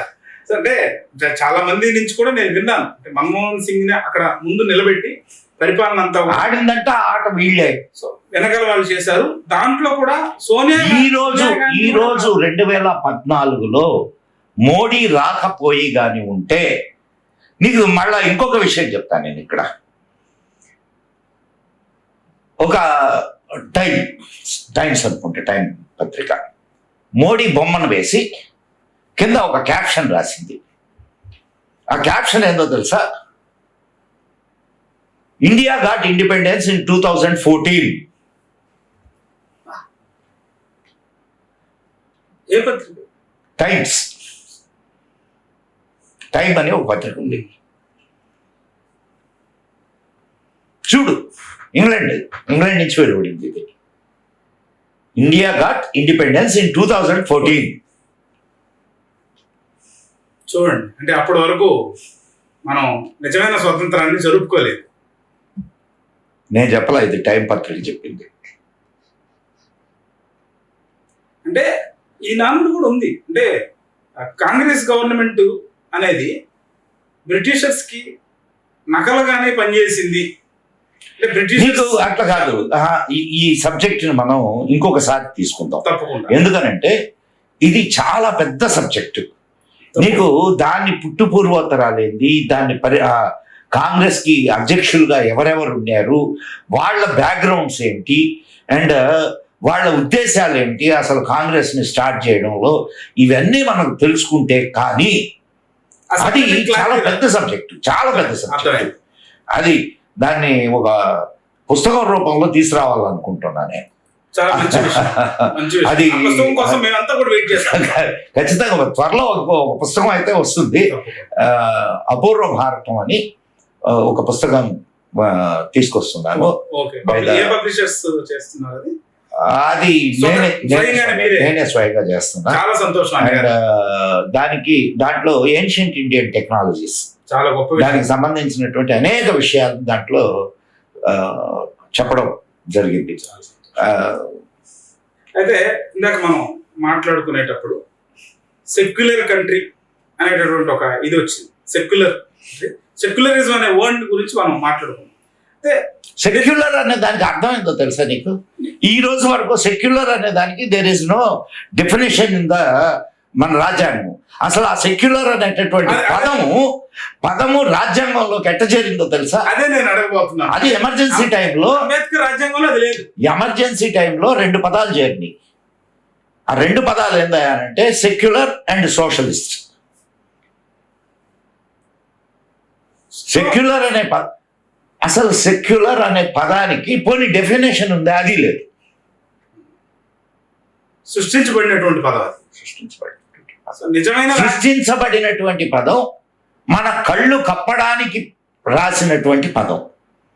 అది నాకు ఇప్పుడు ఇంకొక పెద్ద ఇది, అది ఎమర్జెన్సీలో బలవంతంగా రాజ్యాంగంలోకి చేర్చబడినటువంటి పదాలు 2. ఇప్పుడు సోకాల్డ్ మన సుప్రీం కోర్టు కానీ లేదా రాజ్యాంగ సభ కానీ, అదే మన పార్లమెంట్ కానీ ఈ విషయాన్ని ఎందుకు ఆలోచించడం లేదు? ఇప్పుడు అది బలవంతంగా చేర్చబడింది, ముందు రాజ్యాంగంలో లేదు కదా.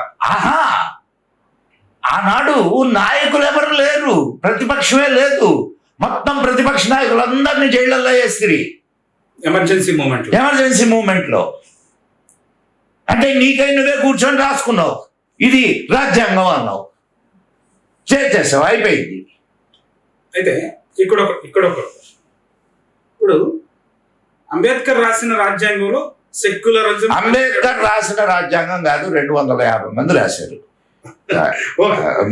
ప్లీజ్, ఎందుకనంటే ఇది నేను కూడా ఈ మధ్య కాలంలో దాని గురించి, ఈ మధ్య కాలంలో కాదు, ఉన్న వాస్తవం అది. చాలా చర్చ జరుగుతుంది. ఆయన రాజ్యాంగ సభకు అధ్యక్షుడు, దాంట్లో సందేహం లేదు. ఆయన కాంట్రిబ్యూషన్ చాలా ఉంది. నేను వాటిలన్నింటి గురించి మాట్లాడటం లేదు. ఆయన హీస్ అ గ్రేట్ మ్యాన్. అప్పుడు అంబేద్కర్ గారి అధ్యక్షతన 250 మంది రాసినటువంటి రాజ్యాంగంలో ఈ సెక్యులరిజం అనేటటువంటి పదం లేదు. అయితే ఇప్పుడు సో నీకు ఒక ఒక ఒక అసలు సెక్యులర్ అనే దానికి పదానికి అర్థం ముందు తెలుసుకోండి. ఇది ఈ క్రిస్టియన్ మిషనరీస్ ఏవైతే ఉన్నాయో, క్రిస్టియన్ మిషనరీసు ఎంతసేపటికి రాజ్య వ్యవహారాల్లో తలదూరుస్తూ వచ్చినాయి. అప్పటి కాంగ్రెస్ గవర్నమెంట్ లో, ఇక్కడ కాదు, భారత్లో కాదు, నీకు ఇంగ్లాండ్లో అండ్ అమెరికాలో. దానివల్ల వాళ్ళు తీసుకోవాల్సినటువంటి నిర్ణయాలు తీసుకోవడానికి లేకుండా పోయింది. కాబట్టి క్రిస్టియన్ మిషనరీస్ని, క్రిస్టియన్ దీన్ని, మతాన్ని దూరంగా ఉంచడానికి ఈ సెక్యులర్ అనే పదం వాడబడింది వాళ్ళ దీంట్లో, వాళ్ళ దేశాల్లో. కాబట్టి ఇక్కడ సెక్యులర్ అనే పదాన్ని వాడితే హిందువులు దూరంగా ఉంటారు. హిందువులు ఎట్లా? క్రిస్టియన్లు కదా దూరంగా ఉండాలా, క్రిస్టియన్ల కోసం కదా ఆ పదం సృష్టించబడింది. కానీ ఇక్కడ హిందువుల్ని దూరం చేయడానికి వాడుతున్నారు కదా. అంటే అదే ఇప్పుడు మత నిరపేక్ష రాజ్యం, ఇక్కడ చాలా కొన్ని పదాలు మనం చాలా జాగ్రత్తగా ఆలోచించాలా మనోహర్. ధర్మ నిరపేక్ష, మత నిరపేక్ష. ఇది ధర్మ నిరపేక్ష కాదు, మత నిరపేక్ష. ధర్మం అనేది లేకపోతే రాజ్యమే లేదయ్యా. ధర్మం లేకుండా రాజ్యం ఎక్కడ నిలుస్తుంది? నిలబడదు కదా. సో ధర్మం అనేది మూలం. ఏదికైనా, దేనికైనా, ఏ దేశానికైనా ధర్మం అనేది మూలం. మత నిరపేక్ష అనాల, కానీ ధర్మ నిరపేక్ష అని మాట్లాడతారు వీళ్ళు. అలాగే ఏ పదం దేనికి వాడాలో కూడా తెలుస్తావు. కాబట్టి ఇక్కడ అసలు సెక్యులర్ అనే పదానికి నిర్వచనమే లేదు, రాజ్యాంగంలోనే ఇవ్వలా. పోనీ ఆ రెండు పదాలు ఇరికిచ్చారు, బాగానే ఉంది, కానీ దానికి నిర్వచనం ఏమన్నా ఇచ్చి చచ్చారంటే అది లేదు.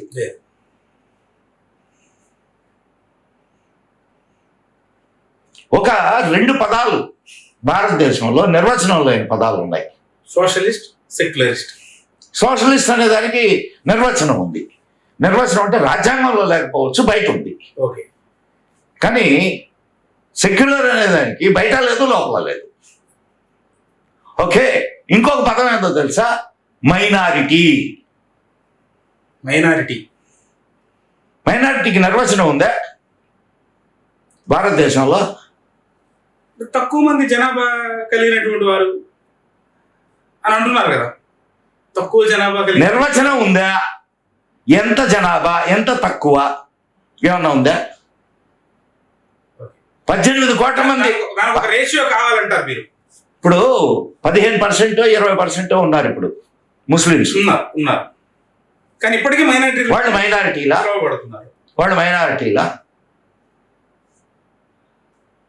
మైనారిటీ హక్కులన్నీ వాళ్ళే తీసుకుంటున్నారు. నిజమైన మైనారిటీలు ఎవరు? వాళ్ళకి ఆ హక్కులు దక్కడంలా. ఇప్పుడు కొన్ని నిజాలు మాట్లాడితే కష్టంగానే ఉంటుంది వాస్తవం అన్నగారు, అంటే కానీ మాట్లాడుకోకపోతే విషయాలు తెలిసేది ఎట్లా?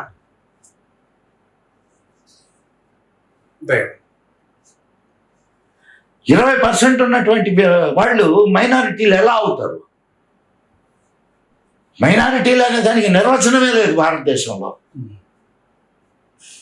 అయితే ఇప్పుడు ఈ సెక్యులరిజం విషయంలోనే కొంతమంది అంబేద్కరిస్టులు అని కూడా కొత్తగా వచ్చారు. సెక్యులరిస్టులతో పాటు అంబేద్కరిస్టులు అని వచ్చి, నీకు అంబేద్కర్ పేరుని నాశనం చేయడానికి వీళ్ళు తయారయ్యారయ్యా. నువ్వు ఏమైనాను వాళ్ళు అంటే వాళ్ళ ఒక రాజకీయ ప్రయోజనం కోసం అంబేద్కర్ని వాడుకుంటున్నారు. ఒక జాతీయ నాయకుడిని అండ్ నీకు అది కాదు, నీకు ఇంకొక అద్భుతమైన విషయం చెప్తాను నేను. ఏ విషయం అయితే అంబేద్కర్ వ్యతిరేకించాడో, ఏది విభజనను వ్యతిరేకించాడు, అండ్ ఆఖరి ముస్లింలు ఇక్కడి నుంచి వెళ్ళిపోవాలి, మొత్తం ముస్లింలందరూ ఇక్కడి నుంచి వెళ్ళిపోవాలని కోరుకున్నారు. ఏర్పడింది కాబట్టి మన సిఏఏ ప్రొటెస్ట్ జరిగింది కదా ఢిల్లీలో. దాంట్లో అంబేద్కర్ బొమ్మ వేసుకొని అంతా ముస్లింలు కూర్చున్నారు. అంబేద్కర్ని ఒక రాజకీయ పావుగా ఉపయోగించుకుంటున్నారు, అంబేద్కర్ పేరుని, అంతే తప్ప అంబేద్కర్ మీద ప్రేమ లేదు.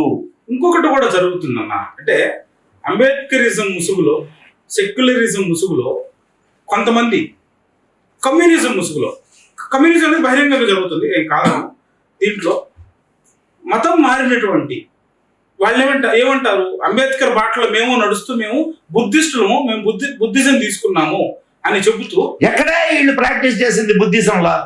ఊరికే కథలు చెప్తారు తప్ప బుద్ధిజంలో ఉండేటటువంటి ఒక్క పదమైన వీళ్ళకి తెలుసా? ఇప్పుడు నీకు వాళ్ళ ధ్యాన పద్ధతి ఉందే, అద్భుతమైన పద్ధతి. యొక్క ధ్యాన స్థితి ఒక్కరు బుద్ధిస్టులు అని చెప్పుకునేటటువంటి ఒక్కరు ఒక రాజకీయం చేయడానికి క్రిస్టియన్లు ఈ పేరు పెట్టుకొని, బుద్ధిజం అనే పేరు పెట్టుకొని అంబేద్కర్ అనే పేరు పెట్టుకొని ఆడుతున్నటువంటి ఆట. వీళ్ళు ఇంకా మరి దారుణమైన పరిస్థితులు తీసుకొస్తున్నారు. ఈ మధ్యకాలంలో నేను సోషల్ మీడియాలో కొన్ని వీడియోస్ చూశాను. వీళ్ళు మనం హిందువులు గౌరవించేటటువంటి శ్రీరాముని యొక్క ప్రతిమలను, ఫోటోలను బహిరంగ ప్రదేశాల్లో తమిళనాడులో జరిగింది, కేరళలో కూడా జరిగింది. ఈ రెండు రాష్ట్రాలు, తమిళనాడులో ఈ రోజేమంట తగలబెట్టారు. పెరియార్ రామస్వామి నాయకర్ ఉన్నప్పటి నుంచి జరుగుతుంది. వాళ్ళు అసలు రావణాసురుడే దేవుడు, రాముడు దేవుడు కాదు అంటున్నారు. నిజంగా బుద్ధిజం పాటించేటటువంటి దేశాలు అసలు బుద్ధిస్తున్నాయి కాదే. నీకు సిగ్గుందా వీళ్ళకే? బుద్ధిస్టులు చెప్పుకునే వాళ్ళకే బుద్ధుడు ఎవరో తెలుసా నీకు? రామచంద్రుడి వారసుడు, రఘువంశీయుడు, సూర్యవంశ క్షత్రియుడు, లక్ష్మణుడి పరంపరాది. లక్ష్మణుడి పరంపర అంటే రాముడి వారసులే కదా, రఘువంశీకులే కదా. వాళ్ళు నీకు బుద్ధిస్ట్ గ్రంథాల్లో రాముని గురించిన ఎన్ని వివరాలు ఉన్నాయో చూడు, ఎన్నిసార్లు వస్తాయో. బుద్ధిజం పాటిస్తున్నటువంటి థాయిలాండ్, టిబెట్ ఆ దేశాల్లో బ్రహ్మాండంగా. ఇప్పుడు నేను మొన్న థాయిలాండ్ వెళ్ళాను, ఒక షోకి వెళ్తే ఫస్ట్ వాళ్ళు ప్రదర్శించిన పాట శ్రీరామచంద్రుడి పాట బ్రహ్మాండంగా చేశారు. అసలు అద్భుతమైనటువంటి. నీకు చెప్పేది అదే, నీకు నిజమైన బుద్ధిస్టులు కాదు వీళ్ళు. బుద్ధుడి పేరు చెప్పుకొని హిందూయిజాన్ని టార్గెట్ చేయాలా, క్రిస్టియన్ పేరు చెప్పుకొని హిందూయిజాన్ని టార్గెట్ చేయాలా, ఇస్లాం పేరు చెప్పుకొని హిందూయిజంని టార్గెట్ చేయాలా, మేము కమ్యూనిస్టులు అని హిందూయిజం టార్గెట్. మొత్తం వీళ్ళందరూ ఒకటే. కానీ అంటే నాకు అర్థం కాని విషయం ఏంటంటే, వాళ్ళ తాతలు ముత్తాతలు వీళ్ళందరూ హిందువులే, కానీ వీళ్ళు ఈ మధ్య కాలంలో కొంతమంది సో కాల్డ్ అసలు వీళ్ళకి ఎంతవరకు నాకు అంటే వాళ్ళ తెలివి మీద నాకు చాలా. రావణుడు ఎవరు? ఒక బ్రాహ్మణుడు, బ్రహ్మవంశం వాడు, పులస్య బ్రహ్మ మనవడు. మనోహర్, నీకు ఇంకొక విషయం చెప్తాను. అంటే నువ్వే అన్నావు ఇది రావణుడు బ్రాహ్మణుడు. అవును. బ్రాహ్మణుడు అంటే హైందవ కుల వ్యవస్థకు సంబంధించిన వాడేనా కాదా? అంతే కదా, పరమశివుడు మహాభక్తుడు కదా రావణుడు. మీకు ఇంకొక విషయం, అసలు విషయం చెప్తానండి. ప్రతి వాళ్ళకి ఒక గోత్రం ఉంటుంది కదా. మీ గోత్రం ఏంటి? శెట్టిపాళ్ళ గోత్రం. మీకు ఒక ఋషి ఉంటాడు. ఋషి ఎవరు? ఐడియా ఉందా? నాకు ఓకే. మా గోత్రం పునగశిల. మా ఋషి ఎవరో తెలుసా? పౌలస్యస. ఈ పౌలస్య ఎవరో తెలుసా? పౌలస్యుడు రావణుడి తాత. పులస్య బ్రహ్మ. పౌలస్యుడు అంటే రావణుడే. ఓకే. సో ఇప్పుడు ఈ పాడ్కాస్ట్ స్వయంగా రావణుని మేము వంశానికి చెందినటువంటి- దీన్ని బట్టి ఇప్పుడు వర్ణ వ్యవస్థ, కుల వ్యవస్థ, ఈ వీటి ఇది మళ్ళా పెద్ద సబ్జెక్ట్ అవుతుంది. దాంట్లో పోదాల్చుకోవాలి. మరొక దాంట్లో చేద్దాం. అది అంటే పులస్త్య బ్రహ్మ యొక్క వారసులం మేము. నేను చెప్పాను కదా, మా గోత్రం పౌలస్త్యస. మేము అంటే దీన్ని బట్టి నీకేం అర్థం కావాలా? నేను వైశ్యుణ్ణి, వైశ్య కులం.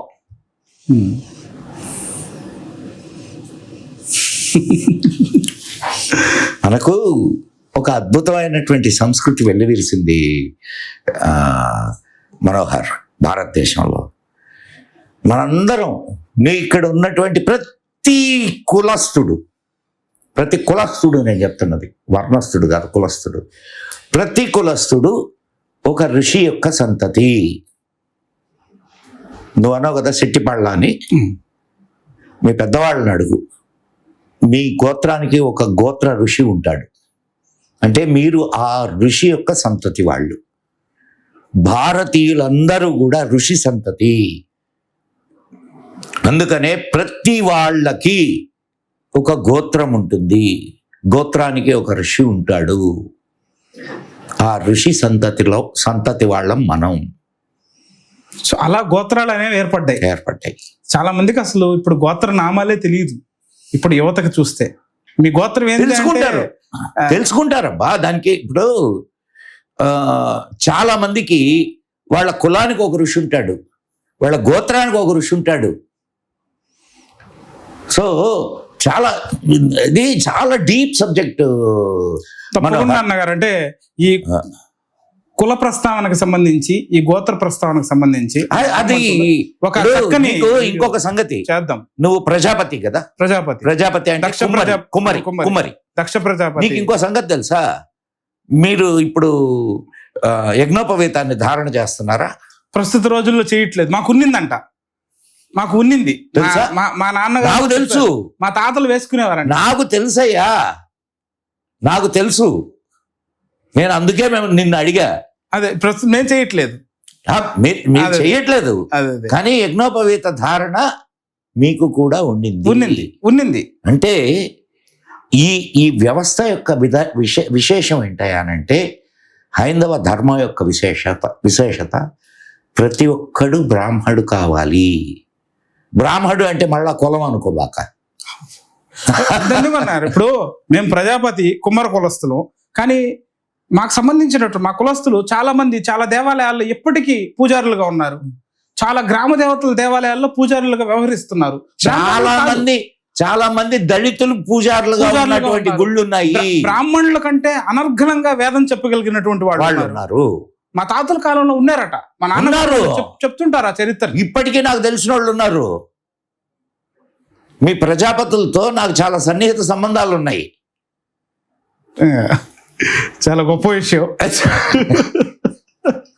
ఎందుకంటే ఇప్పుడు ప్రస్తుతం ఈ ప్రజాపతి కమ్యూనిటీ కూడా కొంత వెనుకబడిపోయినటువంటి వర్గాల్లో చేరింది. బట్ నీకు ఇప్పుడు ఇక్కడ కుల విభజన ఎట్లా జరిగిందనంటే మీరంతా వెనకబడి ఉన్నారు అనడం వల్ల జరిగింది. నువ్వు చెప్పు నాకు, ఎంతమంది మీ కులస్తులు ఎన్నెన్ని ఉద్యోగాలు చేస్తూ ఎంతెంత హయ్యర్ పొజిషన్స్లో ఉన్నారో చెప్పమంటావా నన్ను? ఉన్నారు, పెద్ద పెద్ద పొజిషన్స్లో ఉన్నారు. మేము కూడా చూస్తున్నాం కదా, చాలా పెద్ద పెద్ద పొజిషన్స్లో ఉన్నారు. సో పాత రోజుల్లో చూస్తే చక్రవర్తులు ఉన్నారు, రాజులు, ఇప్పుడు మైసూరు వడయారు రాజులు ఉన్నారు. ఇప్పుడు నడుస్తున్నటువంటి శాలివాహన శకాన్ని నడిపినటువంటి మహారాజ్, మహారణానికి మట్టి బొమ్మలను మహారణానికి జట్టు నడిపిన శాలివాహనుడు మావాడోయ్. చక్రవర్తులు ఉన్నారు, రాజులు ఉన్నారు. ఇప్పుడు కూడా పెద్ద పెద్ద స్థాయిలో ఉన్నటువంటి వాళ్ళు ఉన్నారు. కానీ దాన్ని ఒక వెనకబడినటువంటి కులంగా చిత్రీకరించారు. సరే, ఇది ఏం లేదబ్బా, కులాలుగా విభజించాలి, ఈ సమాజాన్ని మనం పరిపాలించాలి. ఇది దీని వెనక ఉన్నటువంటి కుట్ర.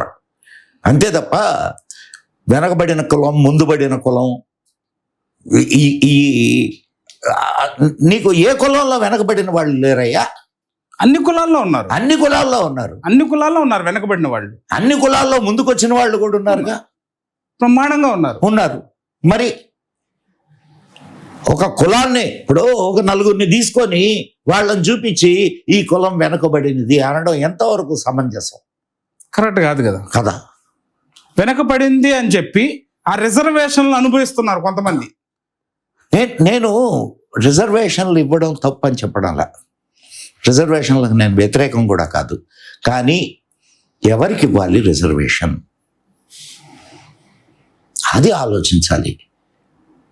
కులపరంగా కాకుండా ఆర్థికంగా వెనుకబడినటువంటి వాళ్ళకి, సామాజికంగా వెనుకబడిన వాళ్ళకి ఎందుకు దాంట్లో రాజ్యాంగంలో ఆ సవరణ ఎందుకో చేయలేకపోతున్నారు అనిపిస్తుంది. ఇప్పటి ఎవడు ఏలు పెట్టడు, బలేవాడువే నువ్వా, దాన్ని ఎవడు ఏలు పెడతాడు? ఓటు బ్యాంక్ కోసం నువ్వు ఏలు పెడితే ఎందుకో మొన్నటికి మొన్న ఇది ఈ అట్రాసిటీ దీని మీద కేసుకు సంబంధించి ఒక చిన్న సవరణ చేస్తే గొడవలైన గందరగోళాలైన. మళ్ళా నీకు ఇంకొక విషయం చెప్తా, నేను అదే కులం వాళ్ళు ఎంతమంది నిజమైన హిందువులు ఉన్నారు చెప్పు నాకు. చాలా మంది మతం మారిపోయి కూడా ఆ రిజర్వేషన్లు అనుభవిస్తున్నారు కదా. దొంగలు మతం మారితే బీసీసీ అవుతారు, కానీ రిజర్వేషన్ మళ్ళా బతకడానికి మాత్రం హిందూ ధర్మం కావాలా. అదే కదా, మళ్ళీ ఆర్థికంగా బలంగా ఉండి కూడా రిజర్వేషన్ తీసుకుంటున్నారు కదా. అసలు అది కాదయ్యా, నీకు ఒక రిజర్వేషన్ ఇచ్చారు, నువ్వు బాగా గొప్ప ఆఫీసర్ అయ్యావు, బాగా చదువుకున్నావు, మంచి పొజిషన్కి వచ్చావు. మళ్ళీ నీ కుటుంబానికి ఎందుకు రిజర్వేషను? అంతే కదా, నువ్వు బిడ్డలు నువ్వు చదివించుకోగలుగుతాడు కదా, సో చక్కని విద్య అందించగలుగుతాడు కదా. కానీ మళ్ళీ దాన్ని కూడా ఒప్పుకోవడం అదే రిజర్వేషన్తో మళ్ళీ వాళ్ళకే. ఇప్పుడు నిజంగా రిజర్వేషన్ అవసరమైనటువంటి వాడికి దొరకడంలా.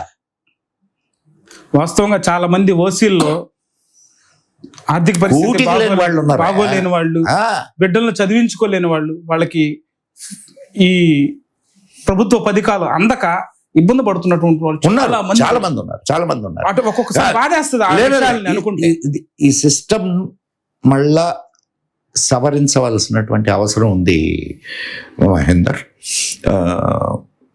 మనోహర్. తప్పకుండా చూద్దాం, తప్పకుండా. భగవంతుడి ఇప్పుడు మార్పు అనేది మొదలైంది, ఈ మార్పు ఎక్కడ దాకా దారి తీస్తుందో చూడాలి.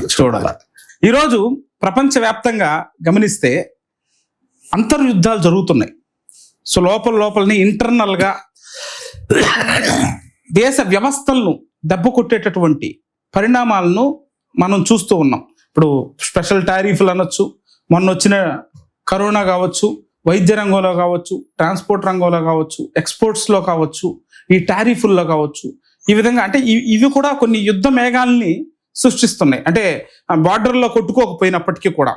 సో వీటిల్లో మన భారతదేశ ప్రాధాన్యత ఏమిటి, అంటే రాబోయే రోజుల్లో మన భారతదేశ పరిస్థితి ఎలా ఉండబోతుంది ఇట్లాంటి విషయాలు. సో మనం చూస్తేనా మనం ఏ దేశం మీదకి యుద్ధంకి వెళ్ళినటువంటి పరిస్థితి ఇప్పటి వరకు లేదు. మనకై మనం ఎవరన్నా వచ్చి రెచ్చగొడితే తప్ప మనకై మనం. నువ్వు స్వాతంత్రం వచ్చిన తర్వాత చెప్తున్నావా లేకపోతే పూర్వకాలం గురించి? మొదటి నుంచి కూడా. ఎవరు చెప్పారు నీకు? ఇది నిన్ను మభ్యపెట్టడానికి చెప్పినటువంటి మాటలు మనోహర్. మన వాళ్ళు కాస్పియన్ సీ దాకా వెళ్ళి జయించుకొని వచ్చారు. మలేషియా, ఇండోనేషియా, నేను ఇలా అన్నాను, మలేషియా, ఇండోనేషియా ఇవన్నీ మన వాళ్ళు వెళ్ళి జయించిన రాజ్యాలు కదా. ఇదంతా ఒకప్పుడు భారతదేశమే కదా. ఏది? అవునే, ఒకప్పుడు భారతదేశం ఎట్టయిందే. మీ వాళ్ళు మన రాజులు వెళ్ళి జయించుకొస్తే కాదు. ఓకే, అవునా కాదు? యాక్సెప్టెడ్. ఇప్పుడు కరెక్టే, వాస్తవమే. అప్పుడు అక్కడ ఒక రాజు ఉండేవాడు, ఆ రాజుని మనం అఖండ భారతంగా చేసాం. ఇప్పుడు మనం ఏ దేశం మీదకి దండెత్తి ఎరుగము, ఎవడా చెప్పిందే? దేశాలు జయించుకొని వచ్చాం మనం. అఖండ భారతాన్ని సృష్టించాం. ప్రపంచ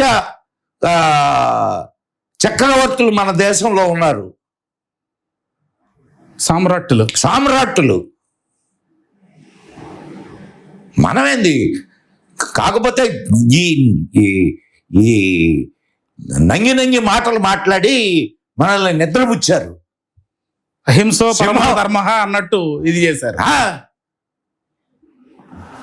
ధర్మహింస తదైవచ మాత్రం మర్చిపోయారు. తర్వాత కంటిన్యూషన్ వదిలేశారు. నిజంగా నాకు మొన్న అదేంది, అండ్ నువ్వు అడిగిన ప్రశ్నకి ఒక 2 విధాలుగా నేను నీకు సమాధానం చెప్పడానికి ప్రయత్నం చేస్తాను. చెప్పండి అన్న. ఆర్ట్ ఆఫ్ వార్ అని ఒక బుక్ ఉంది. And today's war is a different war. ఇంతకు ముందు ఉన్నట్టు సైన్యాలు వెళ్ళి కొట్టుకునే పరిస్థితి కాదు. వార్ అదే జరుగుతుంది ఇప్పుడు. ఇది డిజిటల్ వార్. అనేక రకాలుగా నిన్ను పైకి లేపడానికి, నిన్ను అణగదొక్కడానికి, ఇదంతటికీ ఇప్పుడు నువ్వు ఇందాక అన్నావు చూడు, ఇది టారిఫ్లు, బిజినెస్ అదొక type of war. And digital war. ఈ డిజిటల్ వార్ ఏంది? నీ దేశంలో వాళ్ళని నీకు ఎగనెస్ట్గా తయారు చేస్తూ నిన్ను కార్నర్ చేయడం, ఇది డిజిటల్ వార్. డిజిటల్గా అనేక రకాలైనటువంటి అబద్ధాలని నీ ప్రజల్లో చూపిస్తూ వాళ్ళని ఒక రకమైనటువంటి ట్రాన్స్లోకి తీసుకెళ్ళడం, ఇదొక సిద్ధాంతం. నీ దేశంలో ఉండేటటువంటి కొందరు నాయకుల్ని ఖరీదు చేసి వాళ్ళ ద్వారా ఇక్కడ ఉన్నటువంటి వ్యవస్థని, రాహుల్ గాంధీ ఎన్ని దేశాలకు పోయి భారతదేశం ఒక్క మాటన్నా ఆయన నోటి నుంచి భారతదేశపు గొప్పతనం గురించి మాట్లాడా? నేనైతే వినలేదు. అసలు నీ దేశపు ప్రధాన ప్రతిపక్ష నాయకుడు వేరే దేశానికి పోయి నీ దేశాన్ని కించపరుస్తూ మాట్లాడితే, నీ దేశపు వ్యవస్థలను కించపరుస్తూ మాట్లాడితే, నీ దేశపు పరిపాలనను కించపరుస్తూ మాట్లాడితే ఎవరు మాట్లాడిస్తున్నారు వీళ్ళని?